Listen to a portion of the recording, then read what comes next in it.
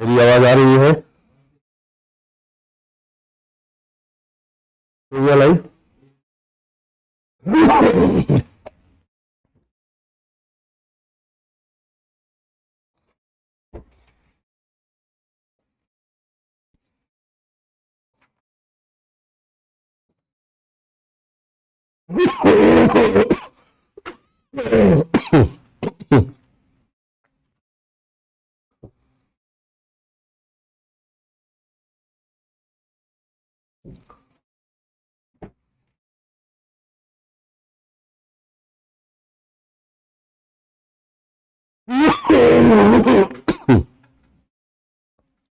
अपनी तरफ से देर हो रहा।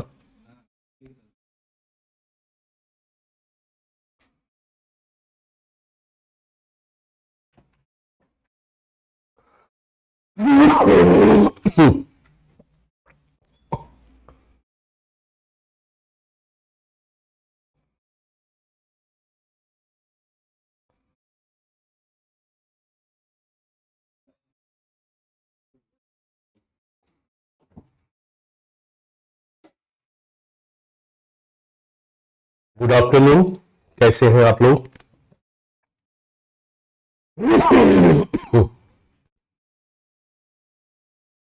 मेरी आवाज आ रही है? गुड आफ्टरनून, गुड आफ्टरनून, मेरी आवाज आ रही है?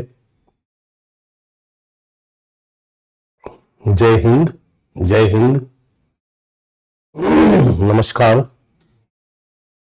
मैं सुनाई दे रहा हूं, दिखाई दे रहा हूं। Good afternoon, good afternoon. Radhe Radhe, Radhe Radhe.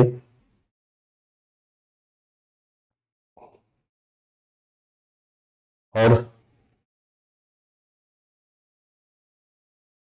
क्या हाल है, क्या चाल है, कैसे हो आप लोग?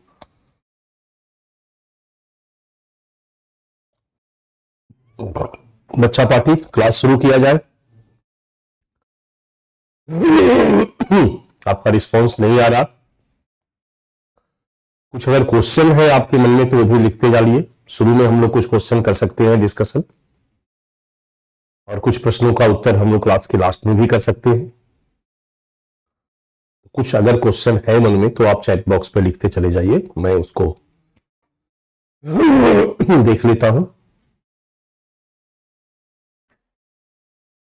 वो चैट पे क्वेश्चन आएगा बच्चों का ना, तो थोड़ा सा स्टे करके हमको पढ़वा दीजिएगा, स्पीड से चलता है। चैट रुका हुआ है, देखिए जरा।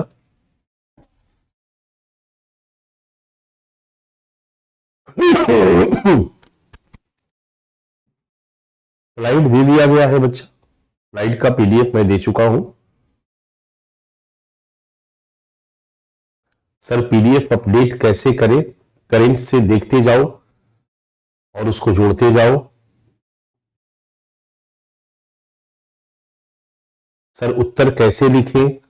मैंने उत्तर लेखन के लिए एक क्लास लिया था जो कि जीएस के यूट्यूब पे अवेलेबल है, आप उसको देख लो। उसमें कीवर्ड्स के साथ क्वेश्चन के आंसर की फ्रेमिंग की गई है, और उस फ्रेमिंग को आप एक बार देख लोगे तो लगभग 80% क्वेश्चन का आंसर आप कर सकते हो। सर हिंदी लिटरेचर ऑप्शनल कब से स्टार्ट होगा? ये मुझे नहीं पता बच्चा।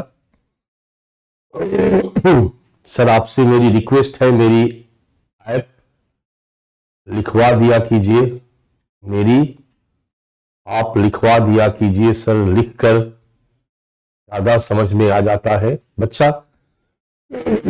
अब ऐसा करोगे तो फिर यही उपाय बचता है कि जो मैं एक्स्ट्रा पढ़ाना चाहता हूं उसको स्किप कर जाओ, छोड़ जाओ। तो ना मैं आपको पीडीएफ दूं ना उस पर मैं चर्चा करूं।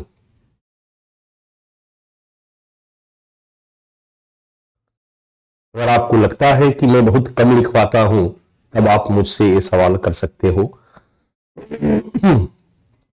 मैं पूरे के पूरे क्लास में, जितने दिन तक मैंने अपने सेगमेंट का क्लास लिया, इंडियन सोसाइटी में भी मैंने प्रॉपर लिखवाया, सोशल जस्टिस में भी मैंने प्रॉपर लिखवाया। ठीक है।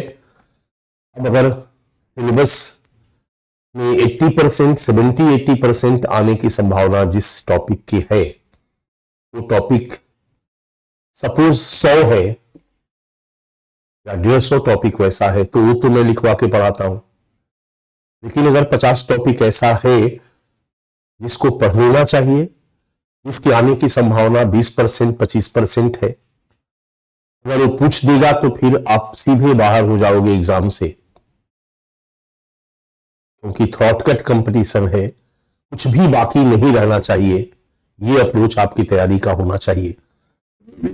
इसी बात को सोच करके मैं उस 50 टॉपिक को भी चाहता हूं कि डिस्कशन कर दूं आपके साथ, आपको पीडीएफ दे दूं, आपको समझाता चलूं, तो लिखवाने का समय भी बच जाएगा, क्योंकि सारे को सारे करने में 3 साल लग जाएगा, 4 साल आपका जीएस कंप्लीट करने में, तो भी नहीं चाहिए। तो हमें बैलेंस करने के लिए ये काम करना पड़ता है बच्चा, ठीक है। मैं अगर इसको न आपको बताऊं भी नहीं तो आप पकड़ नहीं पाओगे कि मैंने क्या स्किप किया। ये बड़ा भली बात ही आप जानते हो। मैं चर्चा ही न करूं, मैं पीडीएफ भी न दूं, तो आपको लगेगा कि सर ने जो सिलेबस लिखवाया, जो चीजें हैं, सिलेबस आप गिनती करोगे, उससे टिक लगाओगे और सर ने सब पढ़ा दिया।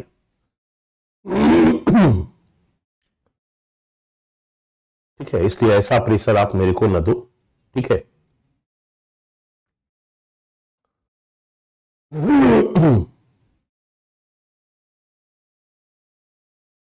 सर तैयारी कैसे करें?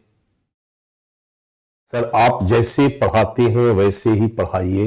2024 में एग्जाम देना है। धीरे धीरे क्वेश्चन ज्यादा होने लगा और फिर मुझे पढ़ने में सुविधा हो रही है बच्चा। ठीक है सर, आप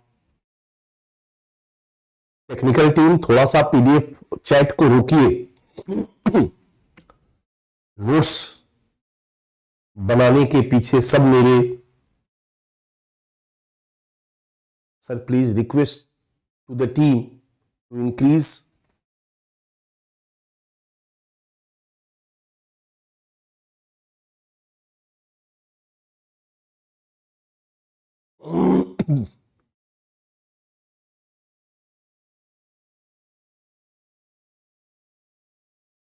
बच्चा रिवीजन, एक प्रश्न कई बार आया है कि रिवीजन कैसे करें। देखो, रिवीजन करने का सबसे बेस्ट तरीका है आंसर राइटिंग, और आंसर राइटिंग दिखाने के लिए नहीं। बेस्ट एग्जामिनर आप खुद हो, पहले अपने लेवल पर परफेक्ट आंसर कर लो। आप अपने सामने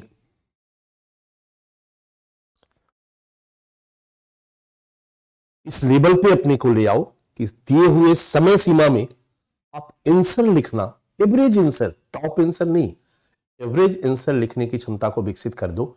ये आपका पहला चरण पास है। और मैंने आंसर राइटिंग के लिए आपको बताया था कि पहले सबसे आसान प्रश्नों को, क्वेश्चंस को पिक करो, इसके बाद मिडिल लेवल के क्वेश्चन को पिक करो, इसके बाद हाई लेवल के क्वेश्चन को पिक करो। पहले आप पूरे सोशल जस्टिस में जितने टॉपिक हम लोग पढ़ रहे हैं, हर टॉपिक में जो सबसे आसान वाला क्वेश्चन है उसको लिखते चलो, लिखते चलो, लिखते चलो।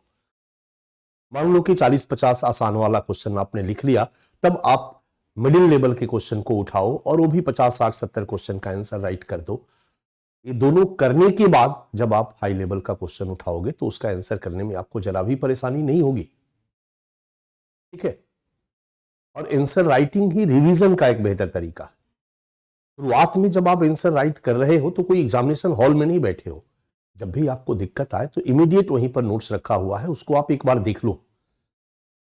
मैं यही सजेस्ट करता हूं बच्चे को कि नोट्स को देख लो, देख के हूबहू कॉपी मत करो, पढ़ लो, समझ लो, फिर आंसर राइट करो।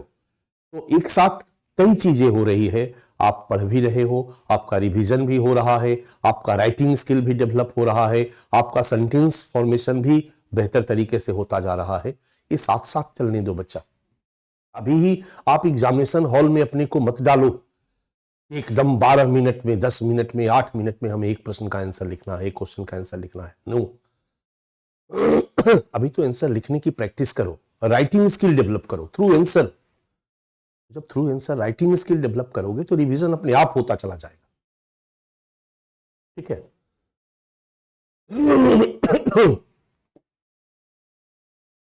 चलिए, हम लोग आगे बढ़ते हैं बच्चा।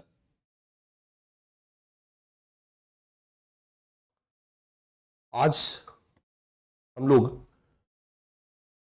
अति संवेदनशील वर्ग वल्नरेबल सेक्शन के लिए जो योजनागत प्रयास है उसके बारे में हम देखेंगे। और अति संवेदनशील वर्ग अनुसूचित जनजाति के विकास के लिए जो योजनागत प्रयास हमारी सरकार की है उसको हम देखना शुरू करते हैं। आपके सामने स्क्रीन पर है और इसका पीडीएफ मैं दे चुका हूं, इसलिए इसमें बहुत कुछ ऐसा नहीं है जिसको कि हम लोग लिख कर पढ़े। ध्यान रखिएगा, एक ओवरऑल अंडरस्टैंडिंग केवल आपको इसको बनानी है।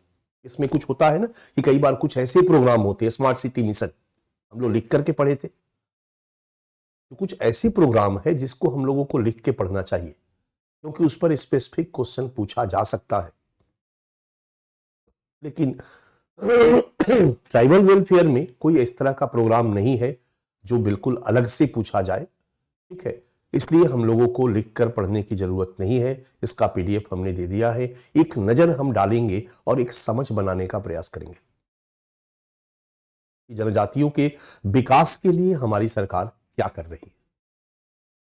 पीछे क्लियर हो चुका है कि जनजातियों के विकास के लिए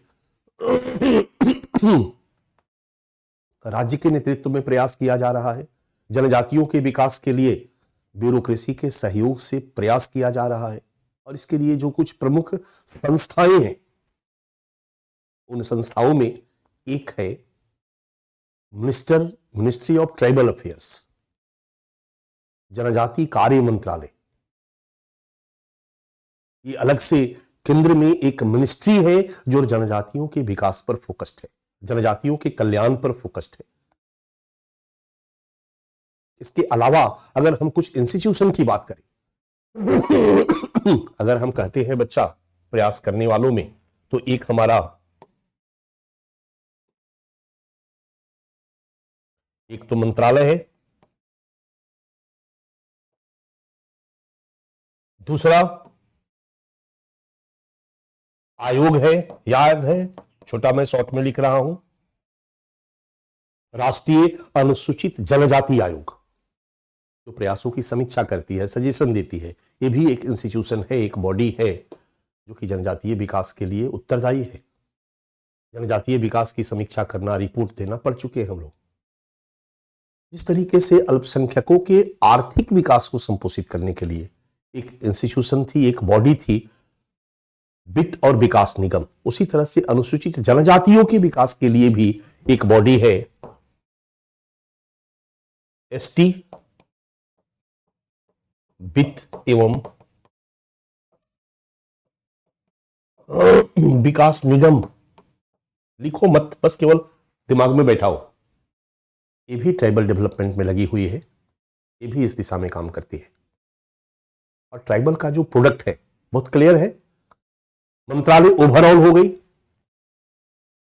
ठीक है। आयोग को एक अलग से बनाया गया के माध्यम से कि मंत्रालय के नेतृत्व में जो भी काम किया जा रहा है जनजातीय विकास के लिए,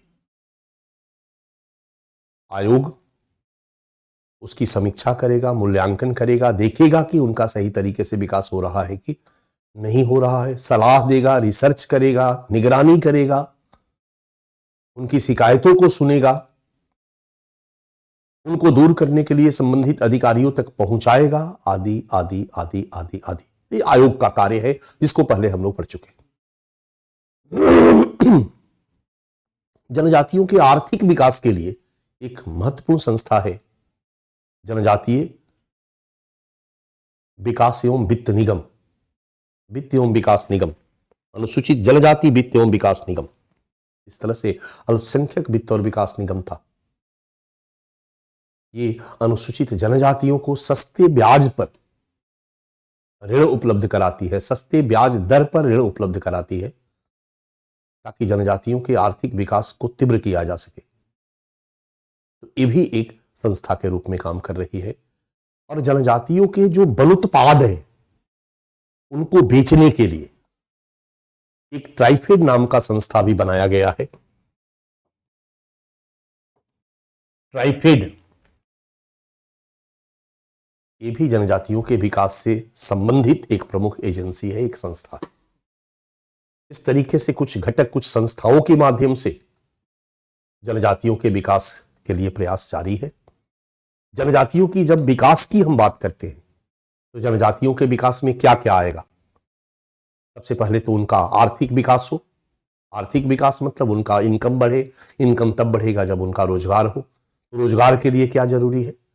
उनके लिए कुछ रोजगार कार्यक्रम चलाए जाने चाहिए। उनको स्वरोजगार के लिए प्रेरित करना चाहिए। उनका कौशल विकास किया जाना चाहिए। अगर स्किल डेवलपमेंट उनका कर दिया जाता है तो अपने से वो रोजगार भी कर सकते हैं और स्किल्ड होने के कारण दूसरी जगह पर आसानी से उनको नौकरी भी मिल सकती है, प्राइवेट सेक्टर में नौकरी मिल सकती है।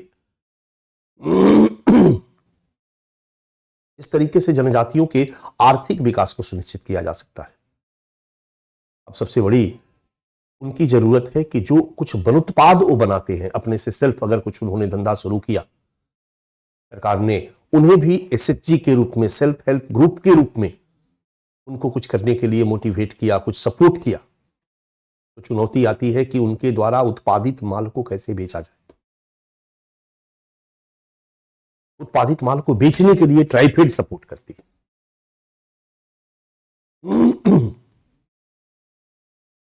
ट्राइबल इंडिया के नाम से कई जगहों पर उनके आउटलेट्स बने हुए हैं, दुकानें बनी हुई है जिसमें कि उनके द्वारा उत्पादित माल को बेचा जाता है। तो एक उस पहलू को देख लेंगे। फिर जनजातीय विकास का दूसरा पहलू है बच्चा, जनजातियों का शिक्षा विकास। आर्थिक विकास, कौशल विकास, शिक्षा विकास, स्वास्थ्य विकास, जनजातीय क्षेत्रों का इंफ्रास्ट्रक्चर डेवलपमेंट, जहां भी ट्राइबल कम्युनिटी के लोग रहते हैं वहां सड़क निर्माण हो, बिजली हो, पानी हो, और जो फैसिलिटी है, जो सुविधाएं हैं उपलब्ध हो। जनजातीय विकास के अंतर्गत ये सारी चीजें आती और भारत सरकार विभिन्न योजनाओं और कार्यक्रमों के माध्यम से देश के विकास के लिए जो प्रयास कर रही है वो जनजातियों के विकास में भी लागू हो रहा है। अगर नितिन गडकरी साहब के नेतृत्व में, हमारे परिवहन मंत्रालय के नेतृत्व में अगर भारत में सड़कों का जाल बिछाया जा रहा है तो सड़कें जनजातीय क्षेत्रों में भी जा रही है, शेड्यूल्ड एरिया में भी जा रही है, ट्राइबल एरिया में भी जा रही है। इसका लाभ उनको भी मिल रहा है। अगर बिजली उपलब्ध कराई जा रही है, ट्रांसफार्मर लगाया जा रहा है, तो बिजली की उपलब्धता उनको भी मिल रही है, इंटरनेट की उपलब्धता उनको भी मिल रही है। एक जनरल जो भी डेवलपमेंट प्रोग्राम है उसका लाभ तो उनको मिल ही रहा है, बट उनके लिए कुछ विशेष प्रोग्राम भी चलाए जा रहे हैं, अलग अलग मंत्रालयों के द्वारा भी चलाया जा रहा है। ध्यान रखिएगा, ट्राइबल पर फोकस्ड केवल ट्राइबल मिनिस्ट्री नहीं चलाती है, मिनिस्ट्री ऑफ ट्राइबल अफेयर्स नहीं चलाती है, अलग अलग मंत्रालय भी कुछ इस दिशा में प्रोग्राम चलाते हैं, समाज के वीकर सेक्शन पर फोकस्ड होकर।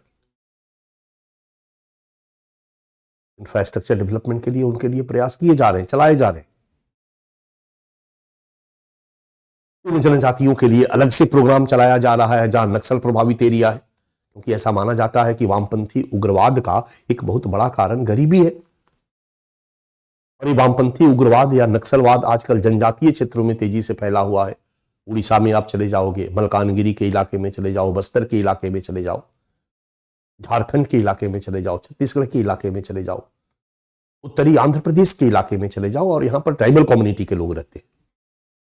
तो इस इलाके के डेवलपमेंट के लिए अलग से स्कीम है, अलग से योजनाएं हैं, अलग से सरकार फंडिंग कर रही है। तो विभिन्न तरीकों से, अलग अलग रूपों में ट्राइबल एरिया का डेवलपमेंट हो रहा है, शेड्यूल्ड एरिया का डेवलपमेंट हो रहा है, जहां जनजातियां रहती है उनके क्षेत्र का विकास हो रहा है।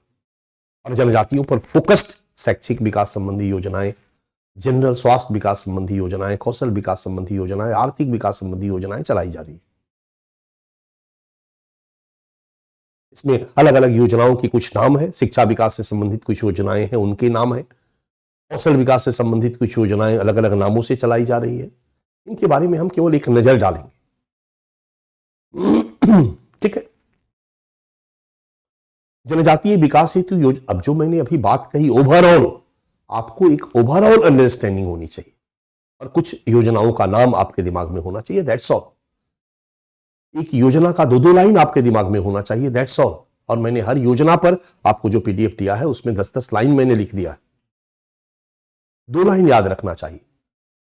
10 लाइन मैंने इसलिए लिखा है कि एक मोटा मोटी देखे रहोगे, गलती से कहीं किसी एक पार्टिकुलर योजना पर फोकस्ड होकर के सवाल पूछता है। अभी 99% संभव नहीं है, क्योंकि अभी तक ट्राइबल डेवलपमेंट से संबंधित कोई माइंड ब्लोइंग और बहुत बड़ी योजनाएं नहीं शुरू की गई है, या ऐसी योजना जो काफी चर्चा में हो, इस तरह की योजना नहीं है जहां से कि स्पेसिफिक सवाल बन सकता है। माइनॉरिटी में मैंने कहा कि उस्ताद योजना से सवाल बन जाएगा, बट यहां पर नहीं है। एकलव्य योजना है, वन बंधु, कुछ ऐसी है जिसको सरकार ने काफी हाईलाइट करने का प्रयास किया है, बट सेपरेट सवाल इस पर बनने की संभावना कम है। और 2013 से अभी तक पूछा भी नहीं गया है, ये भी हमें ध्यान में रखना है। बट हमें एक होलिस्टिक नजर हमें डालनी।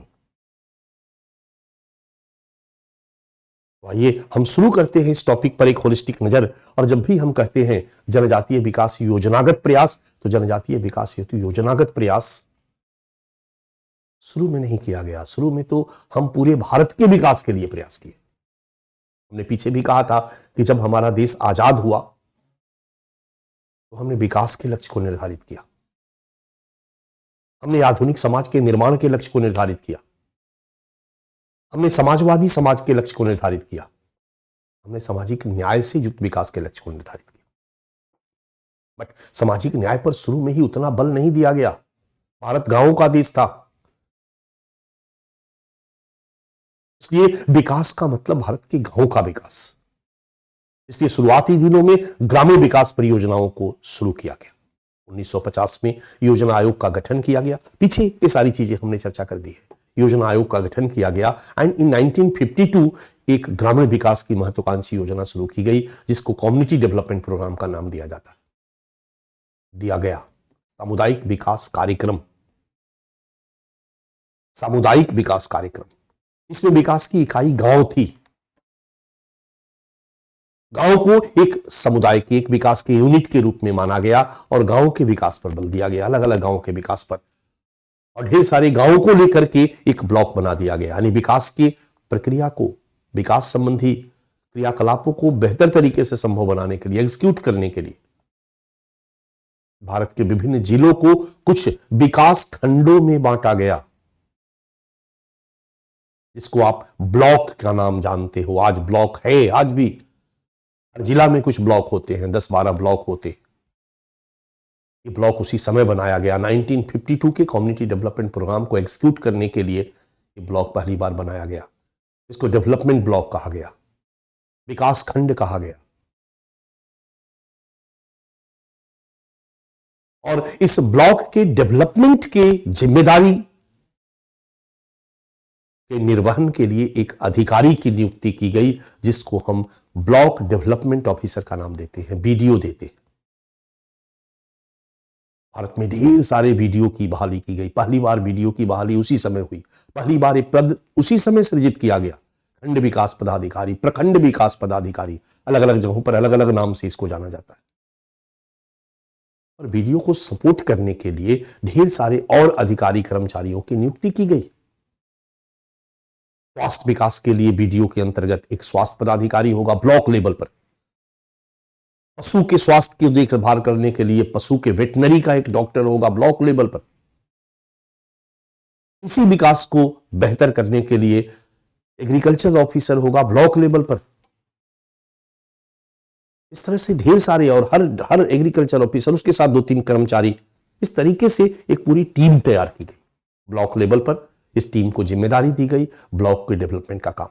और पूरे भारत में जिलों को कुछ ब्लॉक में बांट करके विकास का काम शुरू किया गया। इसको कम्युनिटी डेवलपमेंट प्रोग्राम। उसमें जनजातियां भी थी। तो जनजातीय विकास के लिए 1952 में कोई अलग योजना नहीं थी, ये हमने आपके पीडीएफ में लिख दिया है। और कम्युनिटी डेवलपमेंट प्रोग्राम के माध्यम से ही जनजातियों के विकास को अग्रसारित किया गया। ठीक है। बट इन 1955, 1955 में जनजातीय विकास के लिए एक विशेष बहुउद्देशीय विकास खंड के रूप में योजना शुरू किया गया, यानी एक तरह से व्यवस्थित प्रयास शुरू किया गया। इसी को बाद में जनजातीय विकास खंड नाम दिया गया, ट्राइबल डेवलपमेंट ब्लॉक। वही चीज है। वही चीज है, इसको अलग से ट्राइबल डेवलपमेंट ब्लॉक नाम दे दिया गया, यानी जनजातियों पर फोकस्ड होकर के उस ब्लॉक के विकास का काम शुरू किया गया, जहां जनजातियां रहती थी, जहां जनजातियां आबादी थी।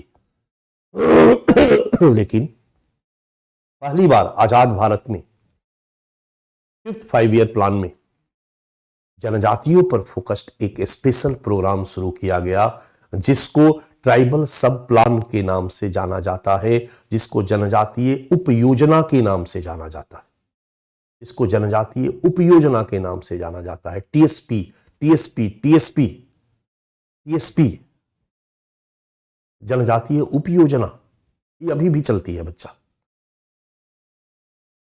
पहला और मेगा प्रोजेक्ट था, प्रोग्राम था, स्कीम था ट्राइबल डेवलपमेंट के लिए, ट्राइबल सब प्लान।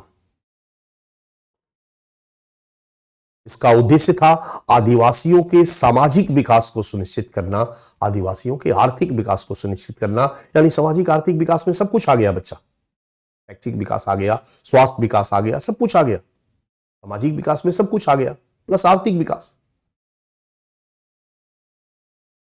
यानी ये बहुउद्देशीय योजना थी एक प्रकार से, सामाजिक आर्थिक विकास को सुनिश्चित करना।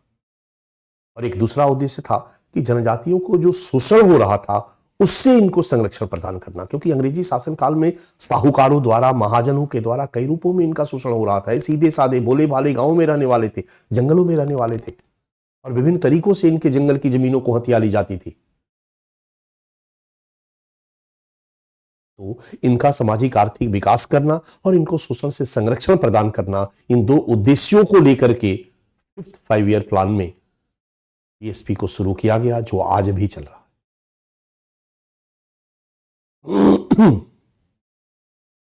ठीक है, टीएसपी में जितने भी मंत्रालय हैं, सबसे जो फंड आता है, इन सब को लेकर के ये योजनाएं चलाई जाती है। अलग अलग मंत्रालय इसके लिए फंडिंग करते हैं और सभी मंत्रालयों के फंड से इस योजना को संचालित किया जाता है। इसको टीएसपी, और ये टीएसपी आज भी चल रहा है। अलग से टीएसपी पर प्रश्न नहीं पूछा जाएगा, क्वेश्चन नहीं आएगा, बट टीएसपी के बारे में आपके पास कम से कम 50 शब्द का नॉलेज होना चाहिए।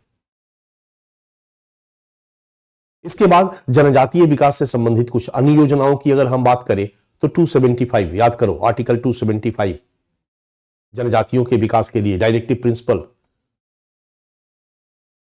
46 में ये चीज कही गई थी ना कि सरकार इनके लिए विशेष प्रयास करेगी, और 275 जो अनुच्छेद है वो जनजातियों के लिए अनुदान की बात करता है। याद करो 164 प्रभारी मंत्री का प्रावधान, 338 विशेष अधिकारी की नियुक्ति का प्रावधान, 275 जनजातियों के विकास के लिए अनुदान का प्रावधान। इसलिए इसके तहत एक अनुदान योजना जनजातीय विकास के लिए चलाई जा रही है। ये भी उनके विकास के लिए एक प्रमुख योजना है।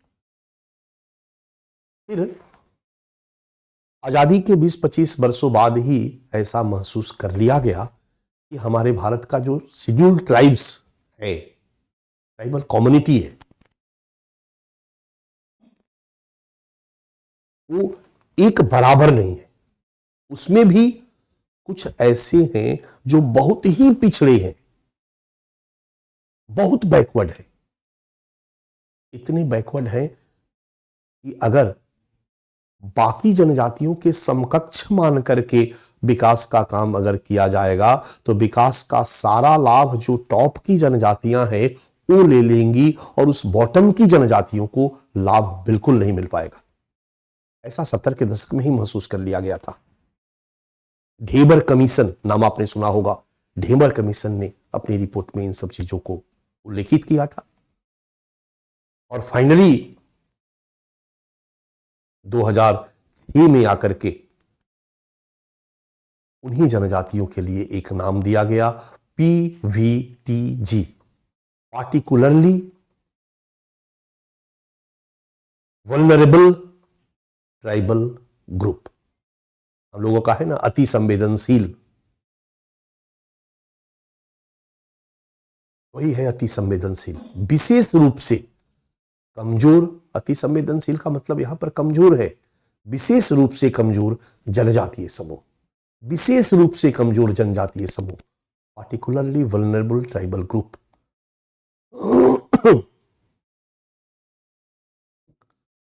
टोटल 705 कम्युनिटी को एज ए ट्राइब शेड्यूल्ड किया गया है। शुरू में ही मैंने आपको बताया था 705 समुदाय को जनजाति के रूप में चिन्हित किया गया है, शेड्यूल्ड किया गया है, लिस्ट किया गया। और 705 में से 75 जनजातियों को माना गया कि ये बहुत ही ज्यादा पिछड़ी है, बॉटम में है, और इनको पीबीटीजी के अंतर्गत शामिल किया गया। यानी आज 705 जनजातीय समुदाय है, शेड्यूल्ड ट्राइब्स है, और 75 पीबीटीजी है, यानी विशेष रूप से कमजोर जनजातीय समूह है। 75 विशेष रूप से कमजोर जनजातीय समूह है। निश्चित तौर पर उनके लिए स्पेशल प्रोग्राम की जरूरत है, इसलिए एक अन्य विकास योजना चलाई जाती है जो केवल उनके लिए होती है। इसको विशेष रूप से कमजोर जनजाति समूहों की विकास योजना, development programme for PBTG, development programme for PBTG, development programme for PBTG, उनको टारगेट करके बाकी जनजातीय विकास के लिए भी योजनाएं उन पर लागू होगी, बट स्पेशल ये प्रोग्राम उनके लिए है। ठीक है। हर मंत्रालय में बच्चा, पहले भी मैंने कहा था, आगे भी हम लोग देखते चलेंगे। 80 के दशक से ही मैंने पीछे इंडियन सोसाइटी के क्लास में भी मैंने आप लोगों को बताया था कि 1980 तक आते आते हमारा इंडिया का ग्रोथ रेट 3.5 तक नीचे गिर गया। पॉपुलेशन उतनी ही तेजी से बढ़ी, जनसंख्या विस्फोट की स्थिति थी, विकास के लाभ कम पड़ गए। योजना आयोग ने 80 में स्पष्ट कर दिया कि अब विकास के लक्ष्य को प्राप्त करना अकेले राज्य के बस में नहीं। राज्य के पास ना तो इतना फंड है और ना ही इतना हैंड्स है। यानी विकास के लक्ष्य को प्राप्त करने के लिए फंड भी चाहिए और हैंड्स भी चाहिए। फंड कहां से आएगा? तो अगर विकास की प्रक्रिया में विदेशी निवेशकों को आकर्षित किया जाए, निजी निवेशकों को आकर्षित किया जाए, उस समय विदेशी निवेशक पर उतना फोकस नहीं था। अगर प्राइवेट सेक्टर को लाया जाए तो प्राइवेट सेक्टर आएगा तो हैंड्स लेके भी आएगा और पैसा लेके भी आएगा। सरकार 1 लाख स्कूल बना सकती है, लेकिन जितनी आबादी है बच्चा, उतनी आबादी के लिए 1 लाख स्कूल पर्याप्त नहीं है। 5 लाख स्कूल चाहिए। तो 4 लाख स्कूल कहां से आएगा? प्राइवेट सेक्टर को आने दो। प्राइवेट सेक्टर पैसा कमाने के लिए, फीस से लाभ कमाने के लिए अपना इन्वेस्ट भी करेगा, स्कूल का बिल्डिंग भी बनाएगा, स्कूल भी चलाएगा, तो हैंड्स भी आ गया और फंड भी आ गया। 5 लाख स्कूल खुल गए। मेरी बात समझ में आ रही होगी। इस तरह से विकास की प्रक्रिया में निजी उद्यमियों को शामिल करने पर बल दिया गया। राइट। और दूसरा, योजना आयोग ने यह भी स्पष्ट किया, योजना आयोग ने भी स्पष्ट किया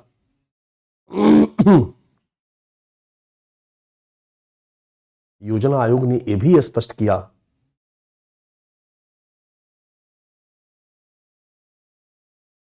कि विकास की प्रक्रिया में कुछ हैंड्स लाने चाहिए।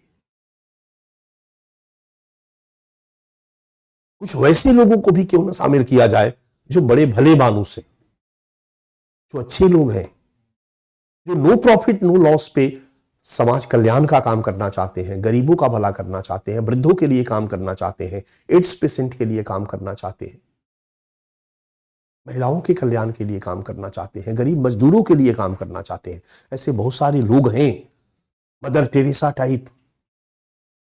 अगर ऐसे लोगों को भी विकास की प्रक्रिया में शामिल कर दिया जाए, ये योजना आयोग का सजेशन था, ऐसे लोगों को भी विकास की प्रक्रिया में यदि शामिल कर दिया जाए तो ढेर सारे मदर टेरेसा विकास की प्रक्रिया में लग जाएंगे और बड़े तन्मयता के साथ वो विकास की कार्यक्रमों को संचालित करेंगे। सरकार उसको पैसा दे देगी। हैंड्स तो मिल गया, पैसा सरकार ने दिया, हैंड्स मिल गया। और यही नहीं, वैसे लोग अगर सामने आएंगे बच्चा, तो कई लोगों से वो डोनेशन भी ले लेंगे।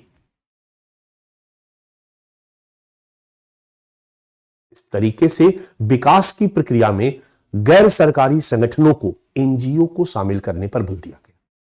विकास की प्रक्रिया में ट्रस्ट को शामिल करने पर बल दिया गया और इस तरीके से विकास की प्रक्रिया में ट्रस्ट और गैर सरकारी संगठन जुड़ते चले गए। और फाइनली 1991 के बाद हमने इकोनॉमिक रिफॉर्म को लागू किया, तो वहां पर भी कहानी यही रही। विकास की प्रक्रिया में गैर सरकारी संगठनों को यूज पर बल दिया गया, ट्रस्ट के यूज पर बल दिया गया, प्राइवेटाइजेशन पर बल दिया गया। और हमारे सरकार के हर मंत्रालय में एनजीओ सहायता योजना, एक योजना का नाम ही है एनजीओ सहायता योजना। स्वैच्छिक संगठनों को सहायता योजना, एनजीओ गैर सरकारी संगठनों को सहायता योजना, सहायता अनुदान योजना। और इस रूप में भी जनजातियों के विकास पर बल दिया गया, यानी जो एनजीओ स्वैच्छिक संगठन जनजातियों के विकास के लिए काम कर रहे हैं, सरकार उनको फंडिंग करेगी। जनजातियों के लिए आवासीय विद्यालय बना रहे हैं, सरकार उनको फंडिंग करेगी। गैर आवासीय विद्यालय बना रहे हैं, सरकार उनको फंडिंग करेगी। छात्रावास के लिए फंडिंग करेगी, सचल औषधालय के लिए फंडिंग करेगी, हॉस्पिटल के लिए फंडिंग करेगी। इस तरीके से जनजातीय विकास पर बल दिया गया। इसके अलावा जनजातियों के शिक्षा विकास के लिए भी कई योजनाएं आज क्रियाशील है। अनुसूचित जनजातियों के लड़का लड़की के लिए छात्रावास योजना, एससी एसटी के अगर लड़की के लिए, एसटी के लड़कों के लड़कियों के लिए छात्रावास निर्माण के लिए सरकार केंद्रीय सहायता देती है, ताकि उनके लिए स्पेशल हॉस्टल बनाए जा सके, क्योंकि वो जंगलों और पहाड़ों में रहने वाले लोग हैं। वहां उतने बेहतरीन स्कूल की उपलब्धता नहीं है, तो अगर वो शहर में आकर के रहना चाहते हैं तो उनके लिए अलग से हॉस्टल बनाया जाए। एक योजना संचालित की जा रही है। आश्रम विद्यालय योजना, आश्रम विद्यालय योजना एक नया कंसेप्ट है कि जहां पर वो रहते हैं उसी पर्यावरण में विद्यालय खोला जाए, उसमें हॉस्टल भी रहेगा, लेकिन जंगलों के बीच, पहाड़ों के बीच उस पर्यावरणीय अनुकूल आवासीय विद्यालय की स्थापना, इसको हम आश्रम विद्यालय योजना कहते हैं। जैसे माइनॉरिटी के लिए था कि मैट्रिक के पहले और मैट्रिक के बाद, यानी 9th और 10th और 11th और 12th, ये 4 सालों के लिए छात्रवृत्ति योजना, इनके लिए भी 2012 में छात्रवृत्ति योजना चलाई गई, ताकि जनजातियों के शैक्षिक विकास की गति को तीव्र किया जा सके। एसटी के उन बच्चों को जो हायर एजुकेशन प्राप्त करना चाहते हैं, एसटी के उन बच्चों को जो हायर एजुकेशन प्राप्त करना चाहते हैं, उनके लिए छात्रवृत्ति योजना और अध्यावृत्ति योजना, 2 योजनाएं चलाई जा रही है। राजीव गांधी राष्ट्रीय अध्यावृत्ति योजना और उच्च श्रेणी शिक्षा हेतु छात्रवृत्ति योजना, उनको स्कॉलरशिप मिलेगा और हायर एजुकेशन को प्राप्त करेंगे। अगर कोई अनुसूचित जनजाति का बच्चा विदेश में जाकर के पढ़ना चाहता है, उनके लिए समुद्र पारीय छात्रवृत्ति योजना चलाई जा रही है। अगर कोई एसटी का बच्चा के पास गरीब है, पुस्तक नहीं है, पुस्तक बैंक योजना चलाई जा रही है, जो उनको पुस्तक उपलब्ध कराएगी। और टैलेंटेड जो एसटी के बच्चे हैं, उनका प्रतिभा उन्नयन योजना चलाई जा रही है, जो उनको सपोर्ट करके उनके टैलेंट को उभारने का प्रयास करेगी। एकलव्य आदर्श आवासीय विद्यालय योजनाएं चलाई जा रही है।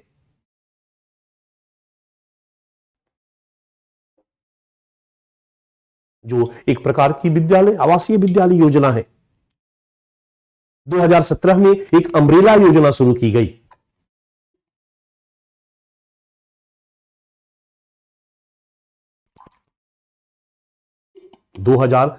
एक अम्ब्रेला योजना शुरू की गई, एक प्रकार का इंटीग्रेटेड योजना है। और इस योजना के तहत ढेर सारी योजनाओं को इंटीग्रेट करके उसका मैक्सिमम आउटपुट दिलाने का प्रयास किया गया।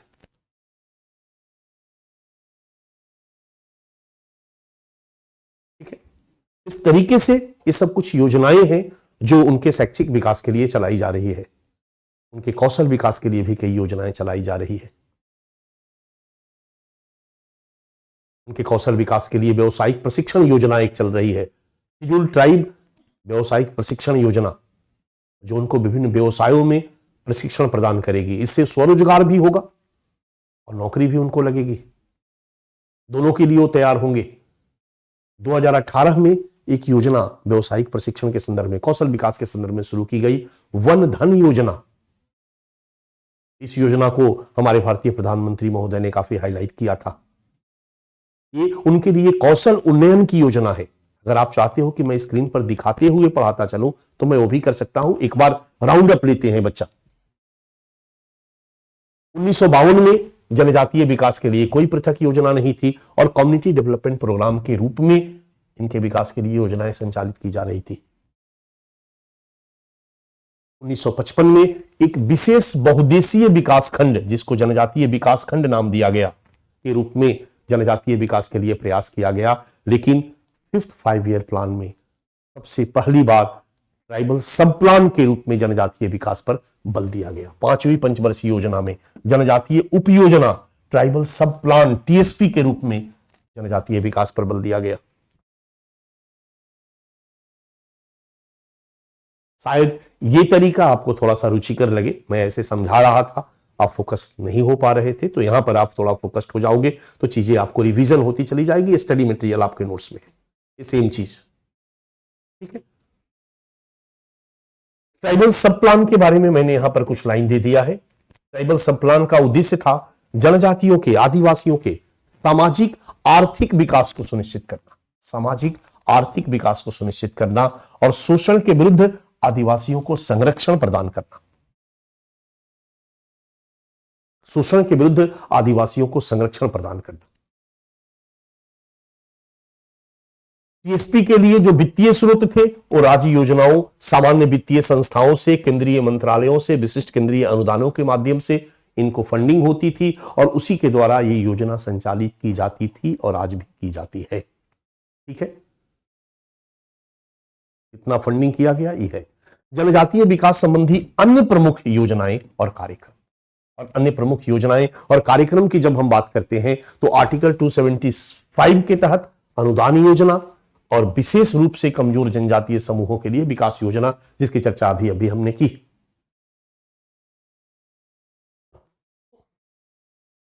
और इसके बाद 2 नंबर के बाद तीसरा हमने चर्चा की आपको अनुसूचित जनजाति के कल्याणार्थ स्वैच्छिक संगठनों को सहायता अनुदान योजना। 1953-54 में प्रारंभ और संशोधित रूप में 1 अप्रैल 2008 से प्रभावी, ऐसे चल रहा था लेकिन मुख्य रूप से 2008 से एक्टिव हुआ। निम्न श्रेणियों की परियोजनाओं के लिए यह अनुदान का प्रावधान करती है सरकार। आवासीय विद्यालय के लिए एनजीओ अनुदान योजना चलाई जाती है। गैर आवासीय विद्यालय के लिए, छात्रावास के लिए, सचल औषधालय के लिए, बिस्तरों वाले अस्पताल के लिए और विकास के लिए कोई भी नवीन योजनाओं को सुनिश्चित करने के लिए सरकार एनजीओ को फंडिंग करती है, ठीक है।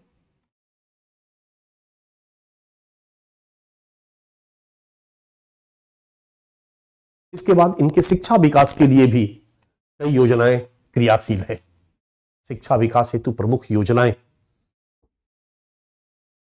एसटी के लड़के लड़कियों के लिए छात्रावास योजना, एसटी के लड़के लड़कियों के लिए छात्रावास योजना, इसमें सरकार केंद्रीय सहायता देती है। फिर हम लोगों ने देखा आश्रम विद्यालय योजना, इनके लिए पर्यावरणीय अनुकूल आवासीय विद्यालय की स्थापना, मैट्रिक पूर्व और मैट्रिकोत्तर छात्रवृत्ति योजना। इसके बाद अनुसूचित जनजाति के विद्यार्थियों के हायर एजुकेशन के लिए राष्ट्रीय अध्येता वृत्ति तथा छात्रवृत्ति योजना, राइट। इसके बाद राष्ट्रीय समुद्र पारीय छात्रवृत्ति योजना, पुस्तक बैंक योजना, प्रतिभा उन्नयन योजना, एकलव्य आदर्श आवासीय विद्यालय योजना और अम्ब्रेला योजना। ये सभी इनके शैक्षिक विकास से संबंधित योजनाएं हैं बच्चा। इसके बाद जनजातियों के कौशल विकास से जुड़ी हुई कई योजनाएं चलाई जा रही है। इनमें प्रमुख योजना जो मैंने कहा, जनजातियों में व्यावसायिक प्रशिक्षण योजना। जनजातियों में व्यावसायिक प्रशिक्षण योजना का उद्देश्य क्या है कि जनजातियों को स्वरोजगार के लिए तैयार किया जाए और उनको अलग अलग क्षेत्रों में नौकरी के लिए तैयार किया जाए। और ये तभी संभव हो पाएगा जब उनको स्किल्ड किया जाए। तो उनके स्किल्ड के लिए, उनमें कौशल विकास के लिए ये योजना है जो उनको स्किल्ड करती है। उस स्किल्ड का लाभ लेकर के वो अपना बिजनेस, अपना काम, अपना रोजगार स्वयं करना शुरू कर देते हैं या फिर उस स्किल्ड के बदौलत वो दूसरी जगह पर आसानी से नौकरी भी प्राप्त कर सकते हैं। इसके अलावा वन धन योजना 14 अप्रैल 2018 को शुरू की गई। इसका उद्देश्य था जनजातियों के कौशल उन्नयन द्वारा जनजातियों को स्किल्ड करके, जनजातियों के कौशल को बेहतर करके उनके रोजगार और स्वरोजगार को सुनिश्चित करना। ठीक है, आज इसमें लगभग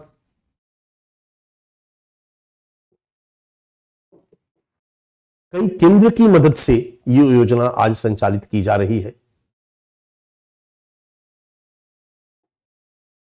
इसके लिए कौशल उन्नयन और क्षमता निर्माण करना इसका प्रमुख कार्य है। कौशल को इंप्रूव करना, उनमें क्षमता का निर्माण करना तथा प्राथमिक प्रसंस्करण और मूल्य संवर्धन सुविधा को स्थापित करना, ताकि वो अपना सेल्फ व्यवसाय भी कर सके और नौकरी आसानी से प्राप्त कर सके। इसके बाद एक और योजना है बच्चा, संकल्प से सिद्धि। संकल्प से सिद्धि, इसको भी हमारे प्रधानमंत्री महोदय ने काफी महत्व प्रदान किया। ये 2021 में चलाई गई थी वन धन मिशन। आपने सुना होगा वन धन मिशन, संकल्प से सिद्धि की ओर या संकल्प से सिद्धि ये भी कहा जाता है। ठीक है, ये उनके उत्पादों को बेचने के लिए उनको आधुनिक टेक्नोलॉजी से जोड़ने वाली योजना है। संकल्प से सिद्धि वन धन मिशन 2021 हाल ही में प्रारंभ किए गए इस मिशन के साथ ही 7 नए ट्राइब्स इंडिया आउटलेट जगदलपुर में, रांची में, जमशेदपुर, सारनाथ में तथा वन धन वेबसाइट और सॉफ्टवेयर एप्लीकेशन का वर्चुअली उद्घाटन किया गया। ठीक है, ताकि इनके विकास को टेक्नोलॉजी से जोड़ करके इनके प्रोडक्ट को दूर दूर तक फैलाया जा सके। डन। और इसके बाद बारी आती है जनजातियों के आर्थिक विकास से संबंधित कुछ योजनाएं। जनजातियों के लिए आर्थिक विकास से संबंधित कुछ योजनाएं। और आर्थिक विकास से संबंधित योजना की जैसे ही बात करते हैं तो हमारे सामने आ जाता है राष्ट्रीय अनुसूचित जनजाति वित्त और विकास निगम। राष्ट्रीय अनुसूचित जनजाति वित्त और विकास निगम, इस तरीके से अल्पसंख्यक राष्ट्रीय अल्पसंख्यक वित्त और विकास निगम है, उसी तरीके से राष्ट्रीय अनुसूचित जनजाति वित्त और विकास निगम है। और इसका काम है जनजातियों के आर्थिक विकास संबंधी गतिविधियों को बढ़ावा देना। और आर्थिक विकास संबंधी गतिविधियों को हम कैसे बढ़ावा दे सकते हैं? ट्राइबल कम्युनिटी के लोग इकोनॉमिक एक्टिविटीज को या इकोनॉमिक डेवलपमेंट से जुड़ी हुई एक्टिविटीज को तेजी से करें, इसके लिए क्या किया जा सकता है? उनको पैसा दिया जाए, उनको कर्ज दिया जाए, वित्तीय सहायता दी जाए। ये निगम यही काम करता है। ये निगम रियायती दर पर उनको व्यवसाय करने के लिए ऋण उपलब्ध कराता है, रियायती दर पर उनको फंडिंग करता है, ताकि उनमें स्वरोजगार को प्रेरित किया जा सके। उनके स्टार्टअप जो है उनको सपोर्ट करता है ताकि उनके स्वरोजगार को प्रेरित किया जा सके। इसके लिए यह निगम कई योजनाओं को संचालित कर रहा है। इन योजनाओं में प्रमुख है मियादी ऋण योजना।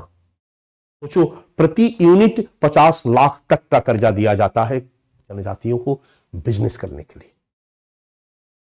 यूनिट का मतलब होता है कि एक व्यक्ति को 50 लाख तक का कर्ज दिया जा सकता है, बहुत ही मिनिमम इंटरेस्ट रेट पर, ताकि 50 लाख से वो कोई स्टार्टअप खड़ा कर सके, कोई बिजनेस खड़ा कर सके। इसके बाद एक योजना और यह निगम चलाता है, वित्त और विकास निगम, आदिवासी महिला सशक्तिकरण योजना। आदिवासी महिला सशक्तिकरण योजना, इसमें प्रति महिला 2 लाख तक का ऋण उपलब्ध कराया जाता है। महिलाएं भी आत्मनिर्भर हो, महिलाएं भी अपना स्वरोजगार करें, इसके लिए यह निगम महिलाओं को 2 लाख तक कर्ज देता है, ताकि उससे वो अपना कोई बिजनेस व्यवसाय शुरू कर सके। इसके अलावा एसएचजी के माध्यम से लघु ऋण योजना चलाई जाती है। सबसे पहले स्वयं सहायता समूह के निर्माण पर बल दिया जाता है। एसएचजी के बारे में मैं बता चुका हूं। अगर 20 लोग एसएचजी के मेंबर हैं, स्वयं सहायता समूह के मेंबर हैं 20 लोग, उन 20 लोगों में से प्रत्येक लोगों को 50,000 तक का कर्ज दिया जाएगा, ताकि उस 50,000 से वो कोई छोटा मोटा व्यवसाय कर सके। ये भी वित्त और विकास निगम का एक प्रमुख योजना है। इसके बाद आदिवासियों को यह निगम शिक्षा के लिए भी कर्ज देता है। प्रति छात्र 10 लाख तक आदिवासी शिक्षा ऋण योजना चलाती है। प्रति छात्र 10 लाख तक आदिवासी शिक्षा ऋण योजना के तहत आदिवासी बच्चों को शिक्षा प्राप्त करने के लिए दिया जाता है। और एक और योजना ये चला रही है, जनजातीय वन निवासी सशक्तिकरण स्कीम। जनजातीय वन निवासी सशक्तिकरण स्कीम, और इसके तहत जनजातियों को 1 लाख रुपए तक का ऋण दिया जाता है ताकि उनको एम्पावर्ड किया जा सके। इस तरीके से जनजातीय वित्त और विकास निगम, जो जनजातियों के आर्थिक विकास को संपोषित करने वाली एक प्रमुख संस्थान है, कंपनी एक्ट के तहत इसको स्थापित किया गया है। और यह कई योजनाओं के माध्यम से आज जनजातीय विकास के दिशा में क्रियाशील है, अग्रसर है। ठीक है, अब बारी आती है कि उनको स्वरोजगार तो दे दिया गया, अलग अलग तरीकों से कर्ज दे दिया गया, जनजातियों ने अपने उत्पाद बनाने शुरू कर दिए, लेकिन उनको उत्पादों को बेचा कैसे जाए, उन उत्पादों का सही मूल्य का निर्धारण कैसे किया जाए, ये सब भी एक जरूरी कदम है। और इन सब चीजों को ध्यान में रखते हुए 2014 में हमारी सरकार ने एक योजना शुरू की एमएसपी के माध्यम से। एमएसपी मतलब याद है ना, काफी चर्चा में रहा है किसान आंदोलन में, मिनिमम सपोर्ट प्राइस। जब भी हमारे किसान अनाज उत्पादित करते हैं तो सरकार उनका एक न्यूनतम समर्थन मूल्य का निर्धारण करती है कि भाई इस बार 650 रुपये किलो धान होगा, क्विंटल धान होगा। अब सरकार ने 650 रुपये क्विंटल धान का मूल्य निर्धारित कर दिया, या 1050 रुपये क्विंटल गेहूं होगा, सरकार ने 1050 रुपया गेहूं का मूल्य निर्धारित कर दिया। तो अब 1050 से अधिक जितना भी बेचो, अगर कहीं नहीं बिक रहा है सरकार के पास जाओ, सरकार 1050 में आपके गेहूं को खरीदेगी। ये है एमएसपी, मिनिमम सपोर्ट प्राइस। ठीक है, जनजातियों के उत्पादों के लिए भी एक एमएसपी का होना जरूरी है। 2014 में सरकार ने इस समस्या को दूर करने का प्रयास किया। एमएसपी के माध्यम से लघु वन उत्पादों का विपणन, बेचना और लघु वन उत्पादों हेतु मूल्य श्रृंखला के लिए तंत्र योजना। ठीक है, एमएफपी माइनर फॉरेस्ट प्रोडक्ट के लिए एमएसपी योजना, इसका सीधा सीधा नाम है एमएफपी के लिए एमएसपी योजना।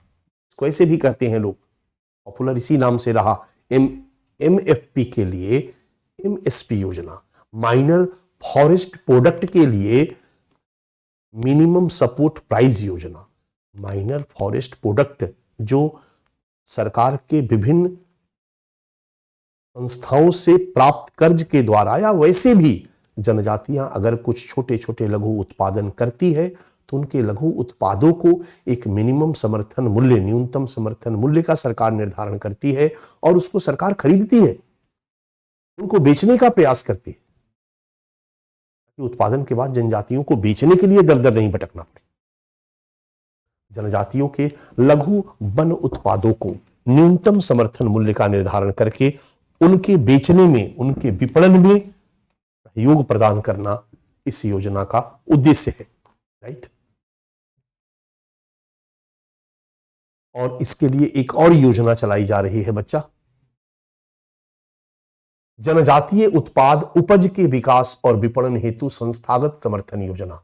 जनजातियों द्वारा उत्पादित उत्पाद और उपज के, उत्पाद हो या उपज हो, विकास और विपणन के लिए, इनके विकास और बेचने के लिए संस्थागत समर्थन योजना, संस्थागत समर्थन योजना, संस्थागत समर्थन योजना, ये 2 योजना है। इसको अगर हम कहें, इसको हम 1 नंबर ऐसे कर दे और इसको हम 2 नंबर ऐसे कर दे बच्चा, ये दोनों योजनाएं ट्राइफेड के द्वारा संचालित है। दोनों योजनाएं ट्राइफेड के द्वारा संचालित है, TRIFED, ये दोनों योजनाएं ट्राइफेड के द्वारा संचालित है। TRIFED का मतलब होता है tribal cooperative marketing development federation of India. Tribal cooperative marketing development federation of India.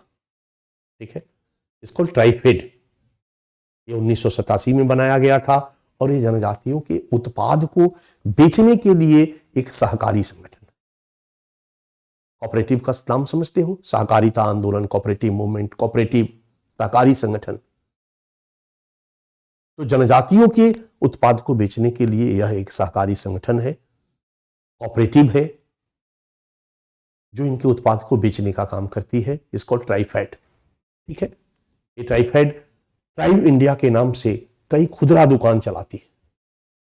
Bharat के अलग अलग क्षेत्रों में इनका अलग अलग खुदरा दुकान है, इनकी फ्रेंचाइजी है, एम्पोरियम है। कई जगहों पर इनका मेला लगता है, जनजातियों द्वारा उत्पादित वस्तुओं को लोग घूमने जाते हैं, उसमें प्रमोट किया जाता है उनके उत्पादों को। ये सब ट्राइफेड करवाती है। उसमें जनजातियां अपने अपने उत्पाद को लेकर के आती है, उनका मेला लगता है, लोग उनको जाते हैं, देखते हैं, खरीदते हैं। इसके अलावा उनके उत्पाद को ट्राइफेड जो है वो ऑनलाइन से भी जोड़ रही है। अभी हाल ही में अपोलो फार्मेसी के साथ इसने एक एग्रीमेंट किया है, वॉलमार्ट के साथ इसने एक एग्रीमेंट किया है, ठीक है। अमेजन के साथ सरकार ने अभी हाल ही में इनका ट्राइबल इंडिया का, ट्राइब्स इंडिया का एग्रीमेंट हुआ है। अमेजन समझते हो ना, अमेजन पे उनके प्रोडक्ट को बेचना। तो अब नई नई टेक्निकल प्लेटफॉर्म के साथ जोड़ करके जनजातियों के उत्पाद को बेचने का काम, अब अकेले जनजातियां तो ये काम नहीं कर सकती है, कोई ना कोई एजेंसी चाहिए जो इस काम में जनजातियों को सपोर्ट करे। इसको ट्राइफेड, क्लियर है बच्चा? तो ट्राइफेड जनजातीय सहकारी विपणन विकास संघ लिमिटेड 1987 में इसको बनाया गया। इनका उद्देश्य है जनजातीय उत्पादों हेतु, जनजातियों द्वारा उत्पादित माल हेतु विपणन, विकास और सेवा प्रदाता के रूप में कार्य करने वाली संस्था है। उनका जो भी प्रोडक्ट है उनको और बेहतर कैसे बनाया जाए, इसको डेवलपमेंट, उनको कैसे बेचा जाए, और इन दोनों ही काम में सेवा प्रदाता के रूप में काम करने वाली एक संस्था है। यह संपूर्ण देश में ट्राइब्स इंडिया के नाम से 137 खुदरा दुकानों को चलाती है। अलग अलग राज्यों में 37 एम्पोरियम को स्थापित किए हुए है और 16 फ्रेंचाइजी दुकानों के नेटवर्क के माध्यम से ये जनजातीय उत्पादों को बेचने का काम करती है, विपणन का काम करती है, ठीक है। मैं सोचा कि ऐसे ही समझा दूंगा, स्लाइड नहीं दिखाऊंगा, लेकिन स्लाइड दिखाते चल रहा हूं तो एक बार आप समझ लो कि आप पढ़ते जा रहे हो, देखते जा रहे हो, बस लिखने ही रहे हो, और वो आपका लिखा हुआ है। उसका प्रिंट निकाल लो और प्रिंट निकाल के साथ में स्टेपल करके फाइलिंग करो। मैंने पहले भी बताया था कि हर सेगमेंट को उठाओ। ऐसे हम लोग मैक्सिमम एरिया को कवर करेंगे, कुछ भी बाकी नहीं छोड़ेंगे बच्चा। पढ़ने का मतलब है कि फिर हमसे बाहर कुछ नहीं हो, ठीक है। यह क्षमता निर्माणकर्ता के रूप में भी काम करती है। यह अनुसूचित जनजाति के कारीगरों को, लघु वन उत्पादकों को प्रशिक्षण देती है, उनका कौशल उन्नयन का काम करती है तथा उस पर रिसर्च और विकास गतिविधियों को भी संचालित करती है, ताकि जो भी ट्राइबल कम्युनिटी के लोग अपना उत्पाद कर रहे हैं उसको और बेहतर बनाया जा सके, उसको बाजार की मांग के अनुरूप बनाया जा सके। अब जंगलों और पहाड़ों में रहने वाली जनजातियां उतनी समझ नहीं रखती है, तो वो अपना ट्रेडिशनल टाइप की ही टिपिकल चीजें बनाती चली जाएगी। थोड़ा सा वासअप कर देने से, थोड़ा उनको ट्रेनिंग दे देने से वो चीजें बेहतर हो सकती है। तो वैश्विक बाजार के साथ अगर उसको क्लब कर दिया जाए, वैश्विक बाजार के अनुरूप उनके उत्पाद को बनाने के लिए ट्रेनिंग दे दी जाए, तो निश्चित रूप से उनके उत्पाद बहुत अच्छे दाम में तेजी से बिकेंगे। इस दिशा में भी ट्राइफेड की भूमिका होती है, ठीक है।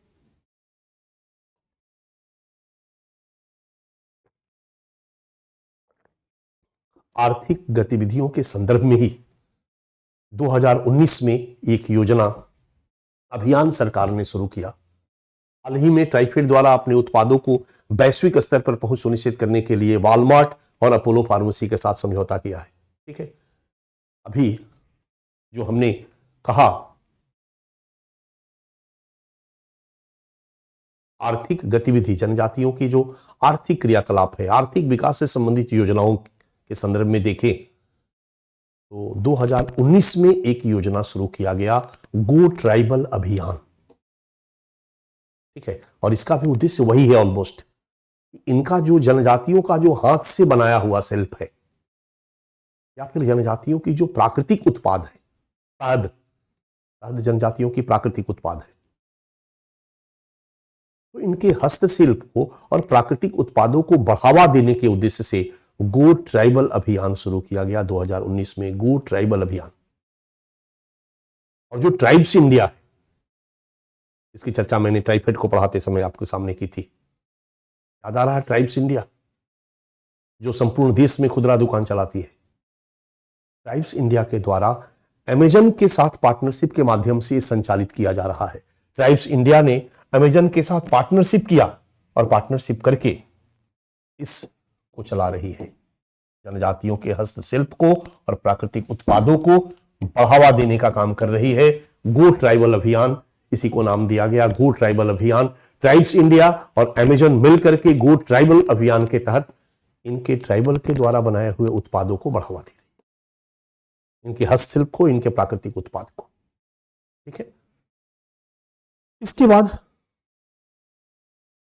जब भी हम जनजातियों के विकास के लिए ओवरऑल अगर हम देखें तो सारी योजनाएं किस दिशा में काम करें, उनका आर्थिक विकास, कौशल विकास, शिक्षा विकास, स्वास्थ्य विकास और अवसंरचना विकास, इंफ्रास्ट्रक्चर डेवलपमेंट, यही है।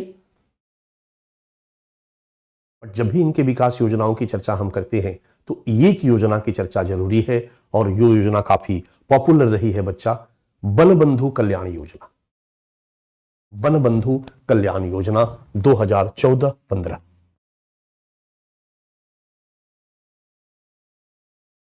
मैंने पहले भी योजनाओं को पढ़ाते समय, नीतियों को पढ़ाते समय एक बात आपको बताई थी, अलग अलग मंत्रालय अपने अपने स्तर पर अलग अलग योजनाएं और अलग अलग रिसोर्सेस, अगर सभी योजनाओं को इंटीग्रेट कर दिया जाए, राइट, और एक बेहतर स्ट्रेटजी के साथ इन योजनाओं को एकीकृत करके चलाया जाए, इन योजनाओं का मैक्सिमम आउटपुट प्राप्त किया जा सकता है, मैक्सिमम आउटपुट प्राप्त किया जा सकता है, मैक्सिमम आउटपुट प्राप्त किया जा सकता है। ठीक है। अब प्रश्न है कि इसका दो तरीका है, एक तो इंटीग्रेट किया जाए सभी योजनाओं को, और दूसरा है कि इनको प्रॉपर एक रणनीति के तहत संचालित किया जाए। सभी मंत्रालयों की सभी योजनाओं में एक प्रॉपर तालमेल बनाया जाए। ठीक है। और इसी को ध्यान में रख करके ये योजना शुरू की गई बच्चा, जिसको हम कहते हैं वन बंधु कल्याण योजना। ये कोई योजना नहीं, एक स्ट्रेटजी है, एक स्ट्रेटेजिक प्लान है। यह एक प्रकार की योजना नहीं, अपितु एक रणनीति है जो केंद्र सरकार द्वारा पूर्णतः वित्त पोषित है। वन बंधु Kalyan Yojana is a strategy, I can say strategical scheme. इसका उद्देश्य है उचित संस्थागत तंत्र के माध्यम से, उचित संस्थागत तंत्र के माध्यम से वांछित परिणाम प्राप्त करने के लिए संसाधनों का अधिकतम उपयोग और एक समग्र दृष्टिकोण के जरिए भौतिक और वित्तीय उपलब्धियों पर ध्यान केंद्रित करके आदिवासियों का व्यापक विकास करना, आदिवासियों का व्यापक विकास करना। ठीक है। और उद्देश्य में ही हम दे सकते हैं कि यह एक रणनीतिक प्रक्रिया है जो यह सुनिश्चित करने की परिकल्पना करती है कि केंद्र और राज्य सरकारों के विभिन्न योजनाओं और कार्यक्रमों के तहत वस्तुओं और सेवाओं के लक्षित सभी लाभ सही संस्थागत तंत्र के माध्यम से, एक बेहतरीन संस्थागत तंत्र के माध्यम से, और जितने भी रिसोर्सेज हैं उनमें एक बेहतरीन तालमेल स्थापित करके उन जनजातियों तक रियल में पहुंच सके। यानी इन योजनाओं का एक समुचित लाभ कैसे मिले, इसकी रणनीतिक प्रक्रिया को हम वन बंधु योजना के नाम से जानते हैं। इस योजना में और नहीं कुछ किया जाता है, बस एक स्ट्रेटेजिक प्लान करके केंद्र और राज्य की सभी योजनाओं का मैक्सिमम आउटपुट जनजातियों तक देने का प्रयास किया जाता है। यही है वन बंधु कल्याण योजना। ठीक है। इस योजना में केंद्रीय मंत्रालयों और विभागों की विकास की विभिन्न योजनाओं के समन्वय और राज्य सरकार की परिणाम आधारित योजनाओं पर ध्यान केंद्रित करने की परिकल्पना की गई है। क्या केंद्रित करने का प्रयास करता है? केंद्रित किया जाता है। ठीक है, इसके बाद कहां कहां कैसे कैसे चल रहा है इसके बारे में कुछ लाइन मैंने दे दी है। ठीक है, यह है वन बंधु कल्याण योजना। और फिर हम आते हैं इनके शिक्षा विकास से संबंधित एक और योजना जिसको हम एकलव्य आदर्श आवासीय विद्यालय के नाम से जानते हैं। एकलव्य आवासीय विद्यालय, एकलव्य आदर्श आवासीय विद्यालय, ये भी जनजातियों के शिक्षा विकास से संबंधित एक प्रमुख योजना है। ठीक है, और इसमें क्वालिटी एजुकेशन पर बल दिया जाता है।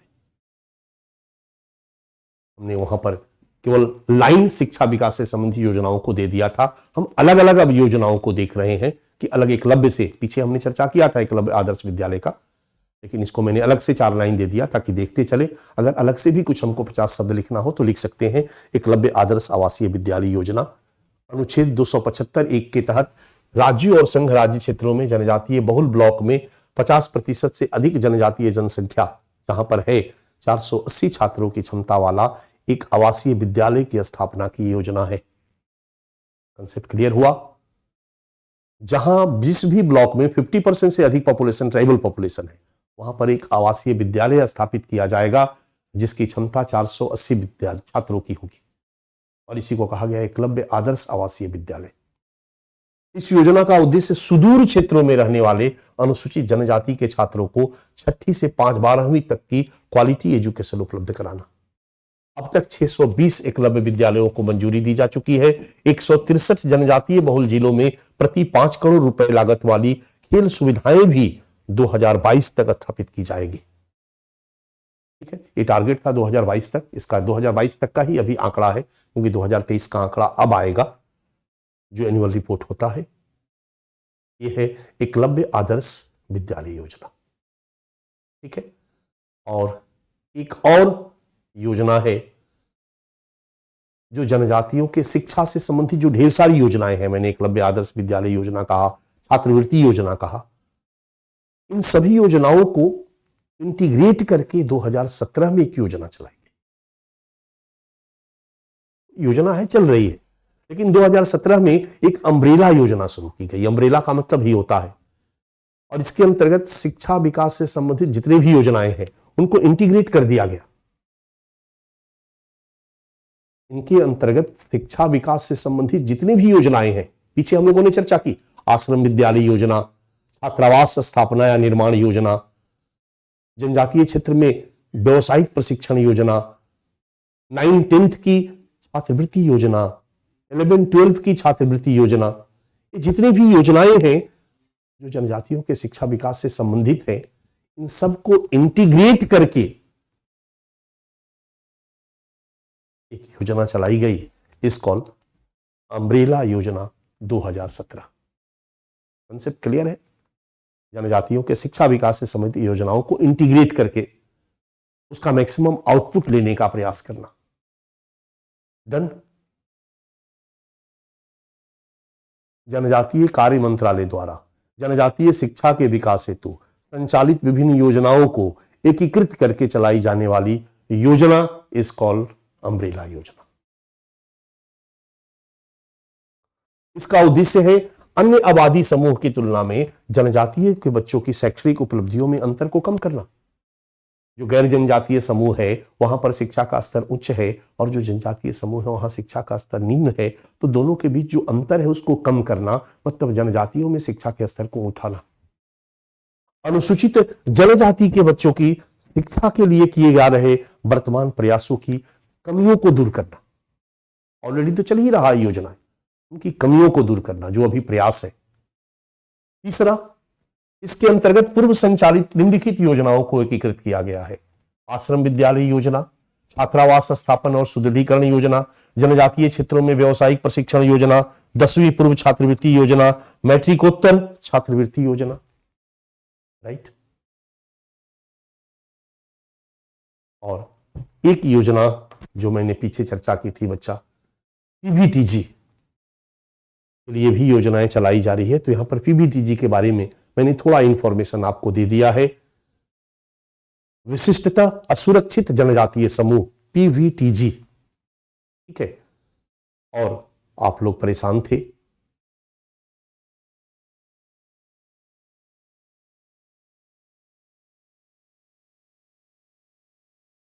इनके बारे में मैं थोड़ा सा इंफॉर्मेशन यहां पर दे दिया हूं, एक बार इसको देख लीजिए। केंद्र सरकार ने विभिन्न आधारों पर 18 राज्यों और अंडमान निकोबार द्वीप समूह के 75 विशिष्टता सुरक्षित जनजातीय समूहों को पहचाना है, जिन्हें विशेष संरक्षण की आवश्यकता है।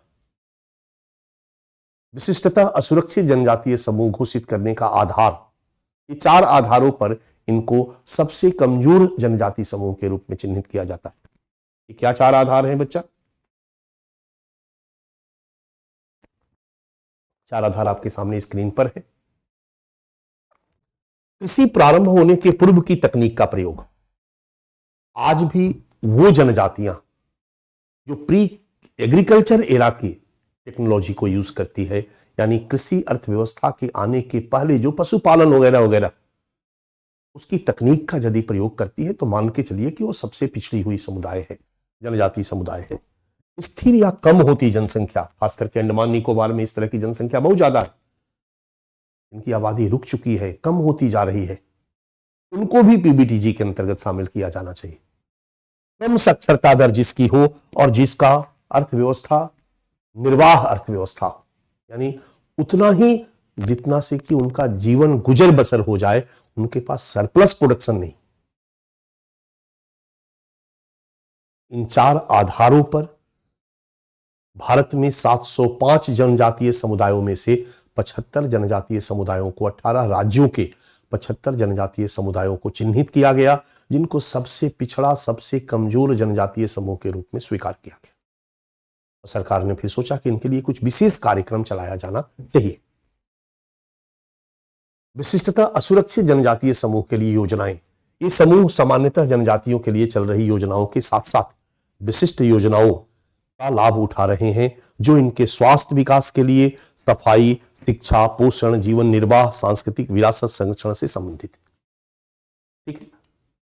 जनजातीय उपयोजना के नाम से, ट्राइबल सब प्लान के तहत विशेष केंद्रीय सहायता का उपयोग इनके विकास के लिए किया जा रहा है।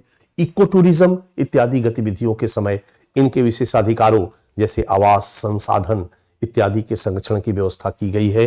राष्ट्रीय विदेशी छात्रवृत्ति जनजातीय छात्रों को प्रदान की जा रही है। 20 सीटों में 3 सीटें इनके लिए आरक्षित की गई है, जो ट्राइबल कम्युनिटी के लिए रिजर्व है, उसमें से 3 सीटें इनके लिए रिजर्व कर दी गई है।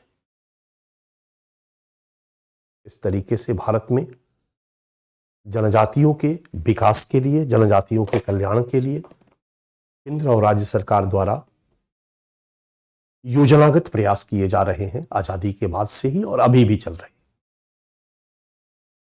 योजनागत प्रयास में शामिल जनजातीय कार्य मंत्रालय, राष्ट्रीय जनजातीय अनुसूचित जनजाति आयोग, राष्ट्रीय अनुसूचित जनजाति वित्त और विकास निगम, ट्राइफेड, ये सब प्रमुख संस्थाएं हैं, आयोग है, जो जनजातियों के विकास संबंधी क्रियाकलापों में लगी हुई है। इसके अलावा राज्य सरकारें भी जनजातियों के विकास में शामिल है और विभिन्न तरीकों से जनजातियों का क्षेत्र का इंफ्रास्ट्रक्चर डेवलपमेंट, जनजातियों का शैक्षिक विकास, जनजातियों का कौशल विकास, जनजातियों का आर्थिक विकास, जनजातियों का स्वास्थ्य विकास आदि की दिशा में सक्रिय प्रयास किए जा रहे हैं। यही है जनजातीय विकास कार्यक्रम के माध्यम से जनजातीय विकास हेतु किए गए प्रयास, योजनागत प्रयास। डन। हम लोगों ने भारतीय समाज का एक प्रमुख पहलू, एक कमजोर वर्ग जनजातियों के बारे में पढ़ा। जनजातियां कौन है, क्या आबादी है भारत की, इसके बारे में हम लोगों ने पढ़ा।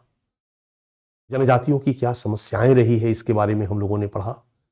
जनजातीय समस्या समाधान के लिए सरकार की हमारी क्या पॉलिसी रही है, अंग्रेजी सरकार की, आजाद भारत की, ये भी हम लोगों ने पढ़ा। जनजातियों को एक कमजोर समुदाय माना गया है, पिछड़ा समुदाय माना गया है, हमारे संविधान ने भी माना है। उनके संरक्षण के लिए संविधान द्वारा क्या प्रयास किया गया है, ये भी हम लोगों ने देखा। कानूनी रूप से क्या प्रयास किया गया है ये भी हम लोगों ने देखा, आयोग और निगम के रूप में क्या प्रयास किया जा रहा है ये भी हम लोगों ने देखा।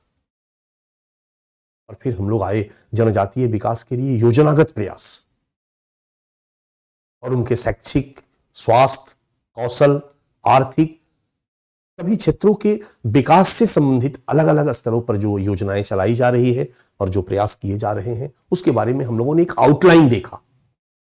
कुछ का नाम आपको याद होगा, कुछ का नहीं होगा, उसकी चिंता करने की जरूरत नहीं है। एक होलिस्टिक समझ विकसित करने की जरूरत है। फिर देखोगे तो एक दो लाइन जरूर याद आ जाएगा।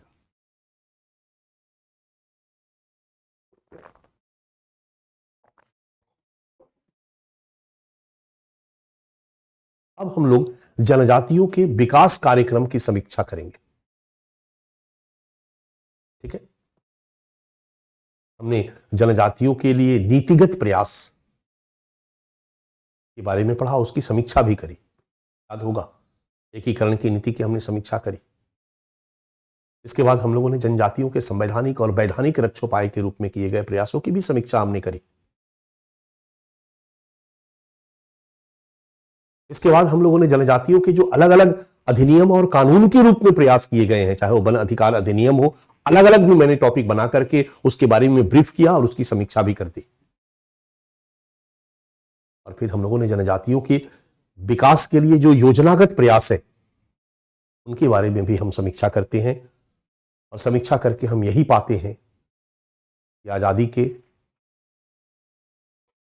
76-77 वर्ष बीत चुके हैं बच्चा, और आजादी के बाद से ही जनजातियों के विकास के लिए विभिन्न रूपों में प्रयास जारी है। ठीक है कि शुरू में कम्युनिटी डेवलपमेंट के रूप में प्रयास किया गया, बाद में जनजाति विकास खंड के रूप में प्रयास किया गया, प्रॉपर तरीके से 5th 5-year प्लान में ट्राइबल सब प्लान के रूप में प्रयास किया गया। फिर कालांतर में राष्ट्रीय अनुसूचित जनजाति आयोग बना करके उनके विकास को और बेहतर तरीके से सुनिश्चित करने का प्रयास किया गया। जनजातियों के आर्थिक विकास को सुनिश्चित करने के लिए कालांतर में, आजादी के बाद से ही नहीं, राष्ट्रीय अनुसूचित जनजाति विकास एवं वित्त निगम की स्थापना करके उनके आर्थिक विकास को लिए तीव्र करने का प्रयास किया गया। ट्राइफेड बनाया गया।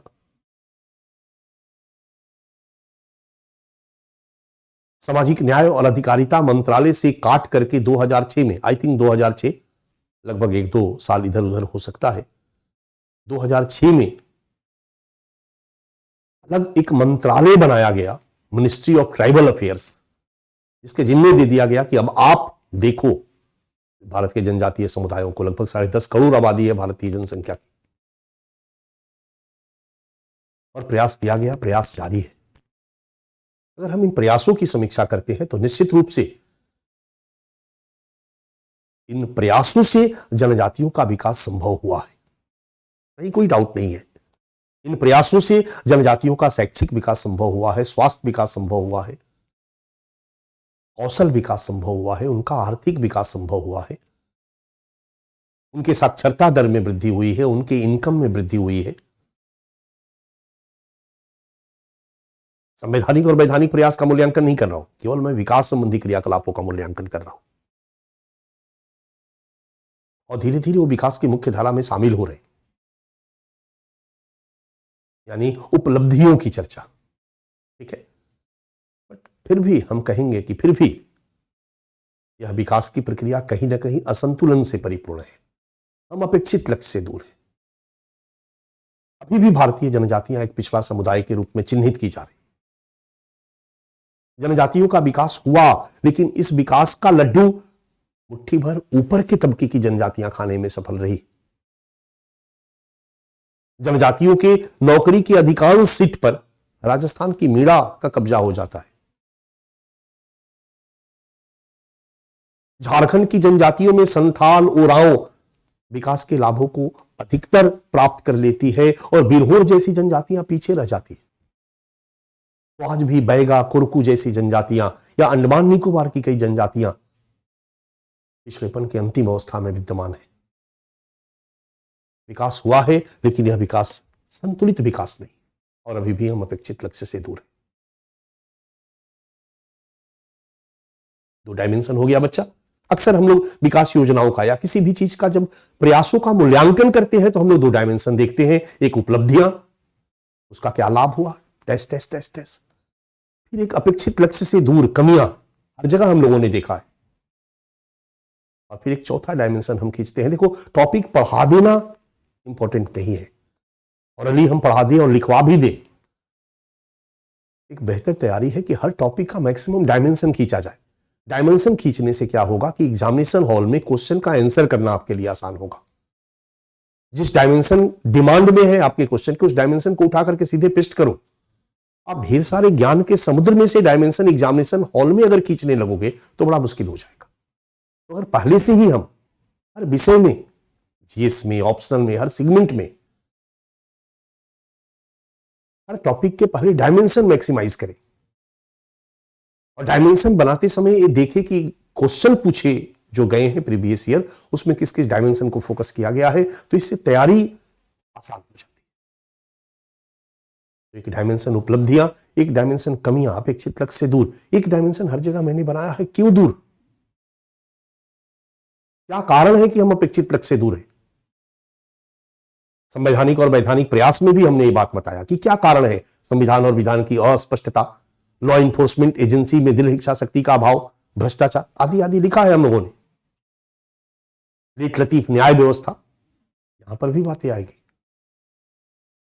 जो भी योजनागत प्रयास किया गया जनजातियों के विकास के लिए, और फिर भी हम अपेक्षित लक्ष्य से दूर हैं, तो क्यों दूर हैं? क्या कारण है?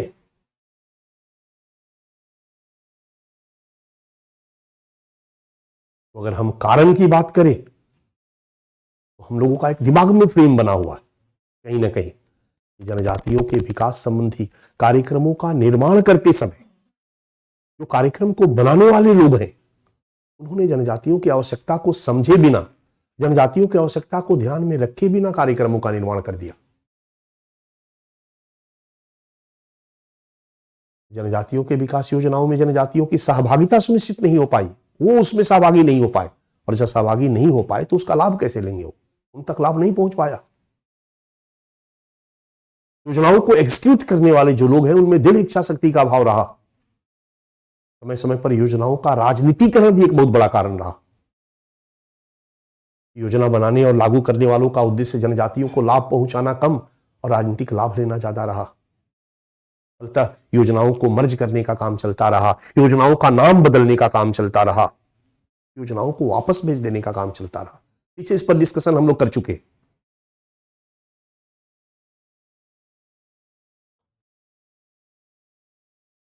योजनाओं को एग्जीक्यूट करने वाली जो एजेंसियां हैं, उनमें लैक ऑफ कोऑर्डिनेशन भी कहीं ना कहीं अपेक्षित लक्ष्य से दूर रहने का एक बहुत बड़ा कारण रहा। राइट। और फिर अगर हम सामाजिक संरचना के स्तर पर देखें तो जिन जनजातियों के लिए विकास योजनाएं बनाई गई है, वो जनजातियां निरक्षर रही, उनमें जागरूकता का अभाव रहा। उनकी निरक्षरता, जागरूकता का अभाव, गरीबी, ये सब भी प्रमुख कारण रहे जिसके कारण जनजातियां इन योजनागत प्रयासों का समुचित लाभ प्राप्त नहीं कर पाई। निरक्षरता और जागरूकता के अभाव के कारण उनको पता ही नहीं चल पाता है कि उनके विकास के लिए सरकार क्या क्या कार्यक्रम चला रही है। मैं आपको पढ़ा रहा हूं, आपको नहीं पता है कि ट्राइबल डेवलपमेंट के लिए क्या क्या गवर्नमेंट प्लान है, तो बताइए कि उन अनपढ़ जनजातियों को कैसे पता होगा? तो निरक्षरता और जागरूकता का अभाव भी अपेक्षित लक्ष्य से दूर रहने का एक प्रमुख कारण रहा। गरीबी, जनजातियों के स्वरोजगार के लिए सरकार ने 50,000 रुपया दिया। इतनी गरीब थे कि 50,000 रुपया खा गए हो। तो गरीबी अपने आप में विकास का परिणाम भी है, अविकास का परिणाम भी है, और अविकास का कारण भी है। ठीक है। और तब फिर बारी आती है सुझाव की। तो 4 डायमेंशन, उपलब्धियां, कमियां या अपेक्षित लक्ष्य से दूर, क्यों दूर है, इसके कारण और सुझाव। और सुझाव में अक्सर हमने बता दिया है कि कारणों को दूर कर दोगे तो हो जाएगा सुझाव। जनजातियों की आवश्यकताओं को ध्यान में रख करके जनजातीय विकास कार्यक्रम बनाए जाने चाहिए। दृढ़ इच्छा शक्ति के साथ जनजातीय विकास कार्यक्रमों को एग्जीक्यूट करना चाहिए। भ्रष्टाचार मुक्त होकर के जनजातियों के विकास कार्यक्रमों को एग्जीक्यूट करना चाहिए। इन कार्यक्रमों को लागू करते समय कोऑर्डिनेशन होना चाहिए। लोगों में इन कार्यक्रमों के बारे में अवेयरनेस फैलाने का प्रयास करना चाहिए। यही सब सुझाव होगा। चलिए आइए देखते हैं एक नजर। जनजातीय विकास कार्यक्रम, समीक्षा और सुझाव। पहला पाठ, निश्चित रूप से जनजातीय विकास हेतु किए गए प्रयासों से भारतीय जनजातियों की स्थिति में सुधार हुआ है। Dash dash dash dash dash dash dash. शिक्षा का स्तर सुधरा है, स्वास्थ्य का स्तर सुधरा है, सब दिखा सकते हो पहले की तुलना में, 1947 की तुलना में। परंतु अभी भी हम अपेक्षित लक्ष्य से दूर हैं और भारतीय जनजातियां आज भी एक पिछड़ा समुदाय के रूप में परिलक्षित हो रही है। इस हेतु निम्न कारणों को उत्तरदायी ठहराया जा सकता है। आपका तीसरा डायमेंशन, जैसे जनजातियों में गरीबी का निम्नतर स्तर, फलतः हुए प्रदत्त योजनाओं के लाभ का समुचित उपयोग करने में सक्षम नहीं है। जनजातीय आवश्यकताओं को समझे बिना ही उनके लिए विकास योजनाएं सुनिश्चित कर दिया गया। विकास योजनाओं के निर्माण में जनजातियों की सहभागिता में कमी का होना, योजनाओं के क्रियान्वयन में दृढ़ इच्छा शक्ति का अभाव का होना, योजनाओं का राजनीतिकरण होना, योजनाओं और कार्यक्रमों को विखंडित रूप में चलाना, फलतः इनका परिणामी न हो पाना, योजनाओं के क्रियान्वयन में विभिन्न एजेंसियों और विभागों के मध्य समन्वयन का अभाव, लैक ऑफ कोऑर्डिनेशन। सुझाव, और सुझाव में कमियों को दूर कर दोगे तो हो जाएगा सुझाव। योजनागत प्रयासों को सफल बनाने हेतु सुझाव।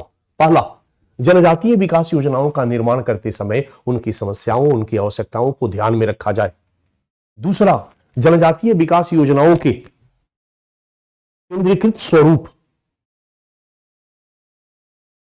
जनजातीय विकास योजनाओं के केंद्रीकृत स्वरूप के स्थान पर विकेंद्रित स्वरूप को अपनाया जाए, यानी एक ही जगह से योजनाओं का निर्माण न करके इसको डिसेंट्रलाइज किया जाए, स्थानीय स्तर पर योजनाओं को जोड़ा जाए, तब तो उनका पार्टिसिपेशन बढ़ेगा।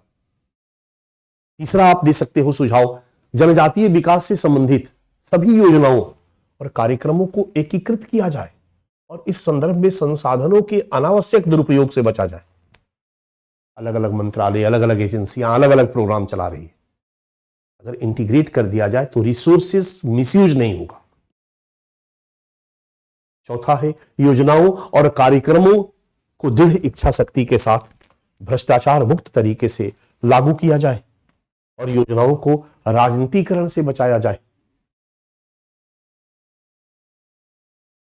पांचवा सुझाव दे सकते हो, योजनाओं का लाभ प्राप्ति करने के लिए जनजातियों को प्रेरित किया जाए। योजनाओं का लाभ प्राप्त करने के लिए जनजातियों को मोटिवेट किया जाए, प्रेरित किया जाए, ताकि उनकी सहभागिता को बढ़ाई जा सके, उनको योजनाओं के बारे में अवगत कराया जाए, बताया जाए। एक अगला सुझाव दे सकते हो, योजनाओं के क्रियान्वयन में लगी एजेंसियों के मध्य कोऑर्डिनेशन, समन्वयन बनाया जाए, क्योंकि बिना कोऑर्डिनेशन के कोई भी प्रयास सफल नहीं होता है। और जो भी लोग लगे हुए हैं उनको प्रॉपर ट्रेनिंग दी जाए, क्योंकि ट्रेनिंग के अभाव में योजनाओं का समुचित लाभ नीचे तक नहीं जा पाता है। और अगला सुझाव आप दे सकते हो, जनजातियों को योजनाओं के बारे में जागरूक करने हेतु अभियान चलाया जाए और पारदर्शिता पर बल दिया जाए। और योजनाओं के क्रियान्वयन में यह ध्यान न दिया जाए कि हमने ढेर सारी योजनाओं को एग्जीक्यूट किया, यह ध्यान दिया जाए कि इसका रिजल्ट क्या है। इसको हम कहते हैं परिणामी दृष्टिकोण। योजनाओं के क्रियान्वयन में परिणामी दृष्टिकोण को अपनाया जाए, इसके रिजल्ट को देखा जाए, तभी जनजातियों के विकास योजनाओं को सफल बनाया जा सकता है। क्योंकि विकास योजनाओं की कमी नहीं रही है बच्चा, आजादी के बाद से लेकर अभी तक ढेर सारी योजनाएं चलाई जाती रही। कहा जाता है कि 80% तो भ्रष्टाचारी खा जाते, 1 रुपए में 80 पैसा भ्रष्टाचारियों के जेब में चला जाता। तो अगर सही ढंग से एग्जीक्यूट किया जाता, भ्रष्टाचार मुक्त तरीके से एग्जीक्यूट किया जाता, तो जनजातियों के विकास का स्तर आज की तुलना में काफी आगे होता।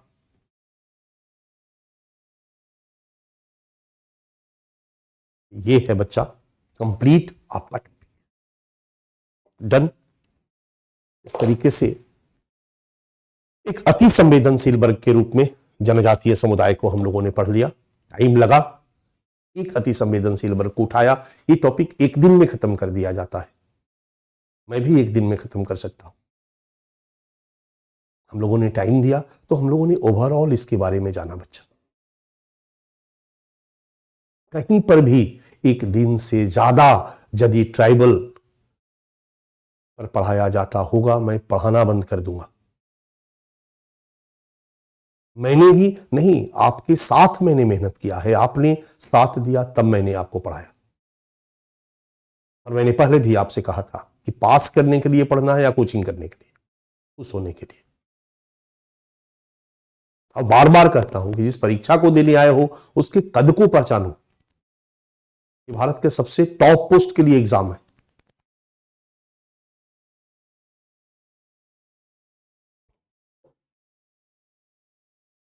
हमारा काम है ऑनेस्टी के साथ आपको पढ़ाना, पढ़ाने में बेईमानी नहीं करना, पढ़ाने में कंजूसी नहीं करना। आपका काम है ईमानदारी से पढ़ना, पढ़ने में बेईमानी नहीं करना, पढ़ने में कंजूसी नहीं करना। यूपीएससी भी नंबर देने में ईमानदारी दिखाएगी, नंबर देने में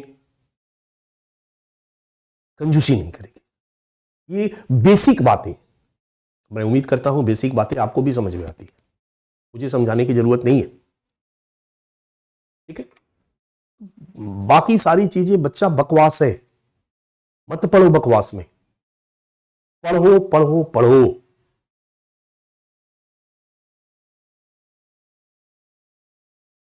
मैं 55 साल में प्रवेश करूंगा, इतने बरसों से पढ़ता पढ़ाता आ रहा हूं।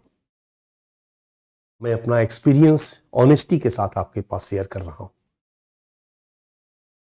मैं अगर 10 दिन की पढ़ाई को 2 दिन में खत्म करके आपको जस्टिफाई करने का प्रयास करता तो आप समझ सकते थे, आप कह सकते थे कि सर आप अपने लोभ में, आप अपने लालच में 8 दिन कम पढ़ाने के को जस्टिफाई कर रहे हैं। मैं कम पढ़ाने को जस्टिफाई नहीं कर रहा हूं, मैं अधिक पढ़ाने को जस्टिफाई कर रहा हूं।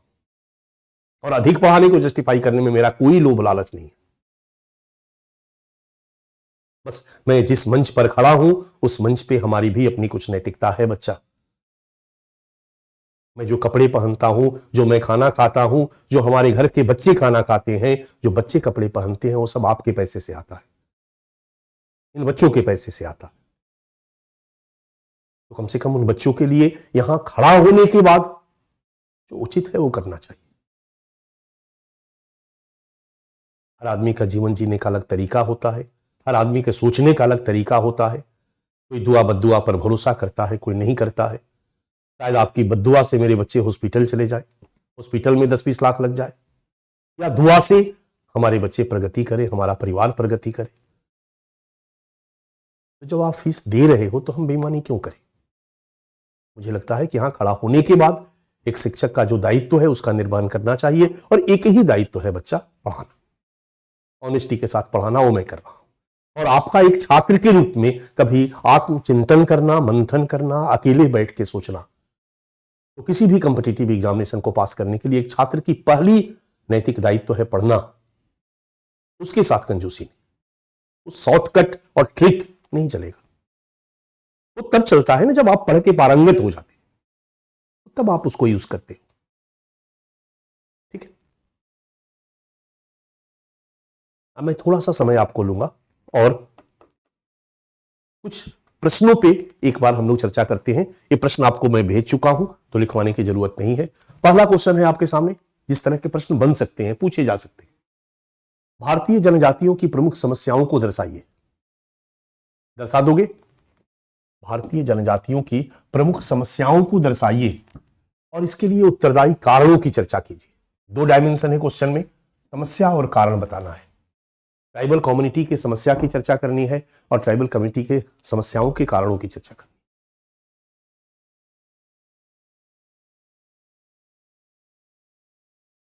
है। दूसरा, भारत में जनजातीय सशक्तिकरण की दिशा में किए गए संवैधानिक रक्षोपायों की समीक्षा कीजिए। अब यहां पर डायमेंशन फोकस्ड हो गया, संवैधानिक रक्षोपाय। भारत में जनजातीय सशक्तिकरण की दिशा में किए गए संवैधानिक रक्षोपायों की समीक्षा कीजिए। संविधान में ट्राइबल कम्युनिटी के सुरक्षा के लिए क्या क्या किया, ट्राइबल कम्युनिटी के बेहतरी के लिए क्या क्या किया गया है, उसको बताना है, उसके बारे में लिखना है। उसका क्या उपलब्धि रही, क्या कमी रही, कंक्लूड कर देना। तीसरा सवाल देखिए, अब थोड़ा सा स्पेसिफिक हो गया मैं 5th और 6th शेड्यूल पर, राइट। 5th शेड्यूल और 6th शेड्यूल आप कॉन्स्टिट्यूशन में पढ़ोगे। हालांकि मैंने भी ब्रीफ कर दिया, बट ट्राइबल कम्युनिटी के कंटेस्ट में, ट्राइबल कम्युनिटी के साथ किए जा रहे सोशल जस्टिस के कंटेस्ट में हम इसका एग्जामिन करेंगे। राइट? क्वेश्चन है आपका, भारतीय संविधान का अनुच्छेद 244 अनुसूचित जनजातियों के प्रशासन से संबंधित है। क्लियर है तो है। क्वेश्चन क्या कह रहा है, इस अनुच्छेद के तहत जनजातियों के रक्षोपाय और बेहतरी के लिए किए गए प्रयासों की समीक्षा कीजिए। कुछ नहीं, 5th एंड 6th शेड्यूल के तहत किए गए प्रयास, यही है ना। 5th शेड्यूल और 6th शेड्यूल शब्द का उपयोग नहीं किया, लेकिन उसी के बारे में क्वेश्चन पूछ दिया कि 244 के तहत क्या प्रयास किया गया है, समीक्षा कीजिए। हम लोग कर चुके हैं, मैंने आपको करवा दिया है और हम लोग इसको लिख सकते हैं। ठीक है, एक प्रश्न 5th और 6th लिख करके भी पूछा जा सकता है। देखो दोनों एक ही प्रश्न है। अगला प्रश्न देख लो, भारतीय जनजातियों हेतु 5वीं और 6ठी अनुसूची के प्रावधानों की आलोचनात्मक समीक्षा कीजिए। वही वाला है बच्चा जो पहले वाला क्वेश्चन है। पहले वाले क्वेश्चन में 5th शेड्यूल और 6th शेड्यूल का नाम भी नहीं लिया। 244 के तहत किए गए प्रयास का मतलब ही है 5th और 6th शेड्यूल का प्रयास।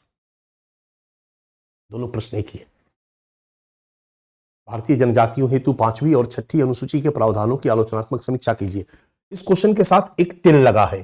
क्या आप सहमत हैं कि अनुसूचित क्षेत्रों में 6ठी अनुसूची के प्रावधानों को लागू करके जनजातीय विकास में निहित असंतुलन को दूर किया जा सकता है?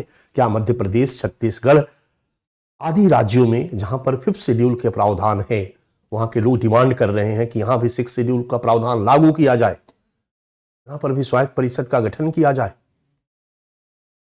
यहां पर भी जनजातियों को स्वशासन स्वव्यवस्था को करने की अधिकार दिया जाए?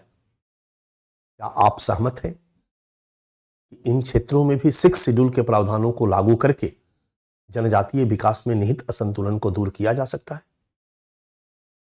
राइट? अब वैधानिक प्रयास पर एक फोकस सवाल मैंने बना दिया है, ध्यान में रखना। वन अधिनियम, भारतीय वन अधिनियम के प्रमुख प्रावधानों को बताइए। आराम से बता सकते हैं, वन अधिनियम के प्रमुख प्रावधानों को बताइए।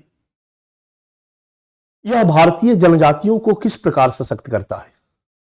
यह भारतीय जनजातियों को किस प्रकार सशक्त करता है? आराम से लिख सकते हैं, आसान सवाल है। फिर एक सवाल फिर और है जनजातियों से, वन एवं जनजातियां सहगामी होती है। एक स्टेटमेंट है, वन एवं जनजातियां सहगामी होती है। जनजातियां वन को संरक्षण देती है और वन भी जनजातियों को संरक्षण देता है, जनजातियों को आजीविका देता है।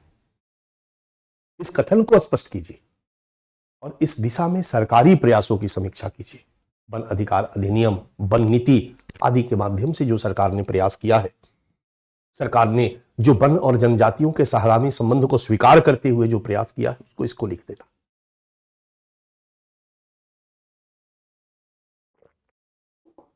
ठीक है, एक क्वेश्चन मैंने भूमि अधिग्रहण पर बना दिया है।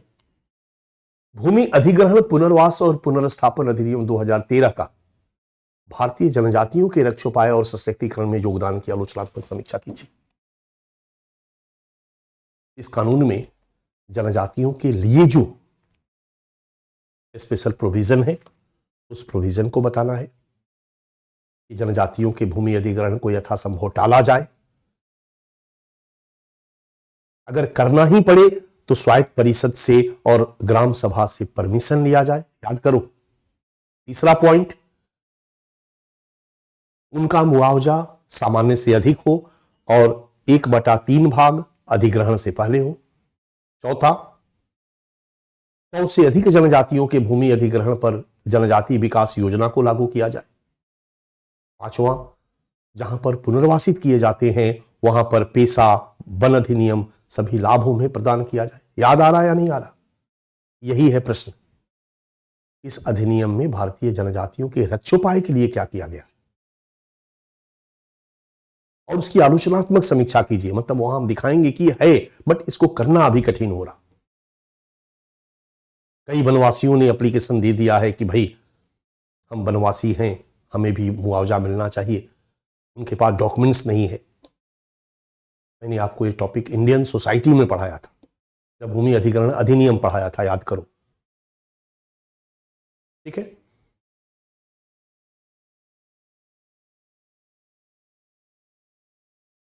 और एक क्वेश्चन मैंने और बना दिया है, समकालीन भारत में जनजातीय असंतोष और स्वायत्तता की मांग असंतुलित विकास का परिणाम है।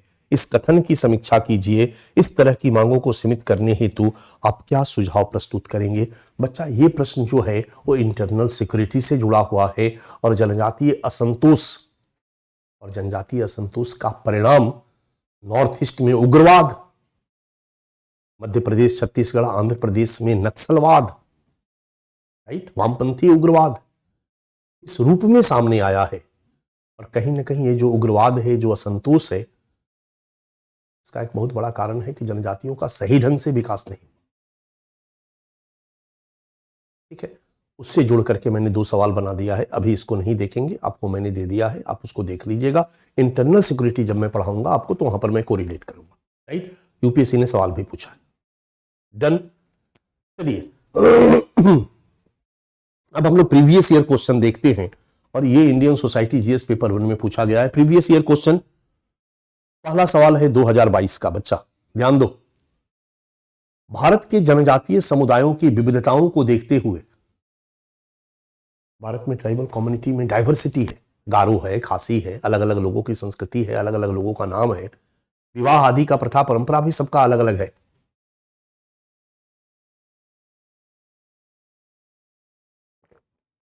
ठीक है, भारत में जनजातियों की डाइवर्सिटी को देखते हुए किस विशिष्ट संदर्भ में के अंतर्गत उन्हें किसी एकल श्रेणी में माना जाना चाहिए? पिछड़ा समुदाय है ना, इस आधार पर जनजातियों को एक ट्राइबल कम्युनिटी के रूप में चिन्हित किया जाता है। जो जनजातियों की परिभाषा है, जनजातियों का जो परिभाषा या जनजातियों को 342 के तहत जनजाति घोषित करने के जो परोक्ष आधार है, उन्हीं आधारों को हम स्वीकार करेंगे और कहेंगे कि उसी आधार पर हम इनको एकल श्रेणी के रूप में चिन्हित कर सकते हैं, क्योंकि डाइवर्सिटी बहुत ज्यादा है इनमें, कुछ जंगलों में तो कुछ शहरों में। ये भी नहीं कह सकते हैं कि पिछड़ेपन, पर फिर भी मोटा मोटी यही आधार है जिनके आधार पर हम इनको ट्राइबल कम्युनिटी के रूप में चिन्हित कर सकते हैं।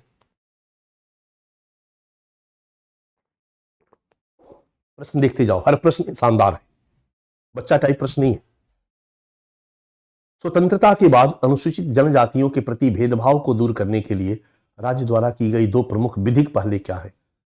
आजादी के बाद अनुसूचित जनजातियों के प्रति भेदभाव को दूर करने के लिए 2 कानूनी जो प्रावधान किए गए हैं उसके बारे में बताइए। एक SC/ST एक्ट के बारे में हम बता सकते हैं, ठीक है, एक वन अधिकार अधिनियम के बारे में बता सकते हैं। 2 ऐसे अधिनियम है जिनकी चर्चा हम कर सकते हैं। तीसरा सवाल, ये 2017 का सवाल है। क्या कारण है कि भारत में जनजातियों को अनुसूचित जनजाति कहा जाता है?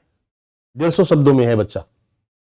भारत के संविधान में प्रतिस्थापित उनके उत्थापन के लिए प्रमुख प्रावधानों को सूचित कीजिए।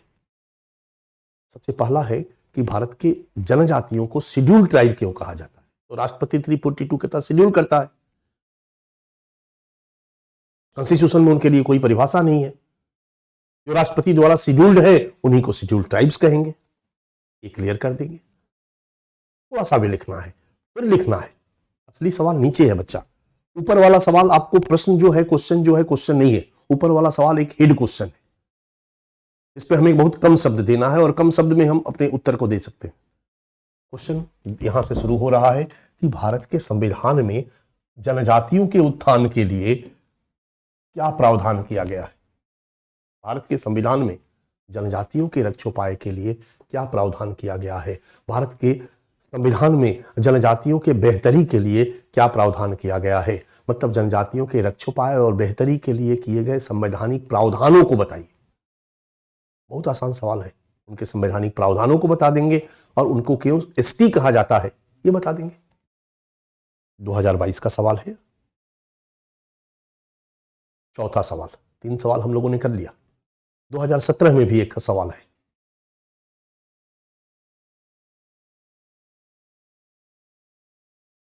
भारत में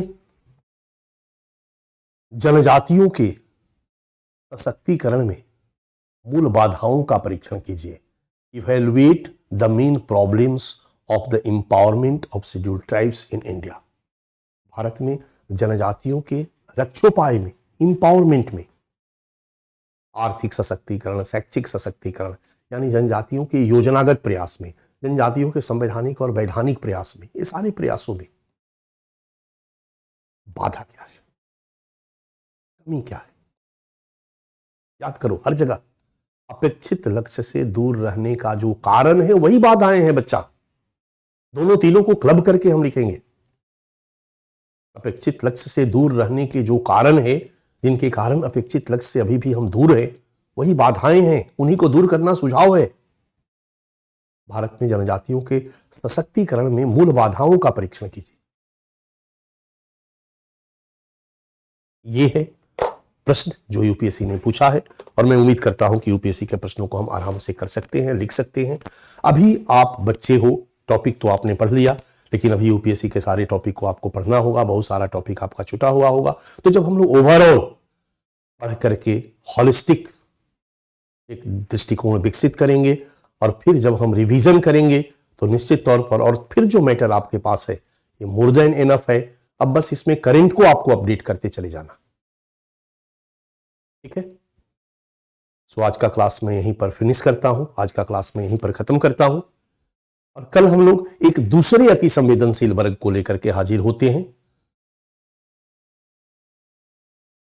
ठीक है? एक दूसरे वल्नरेबल सेक्शन को लेकर के हाजिर होते हैं।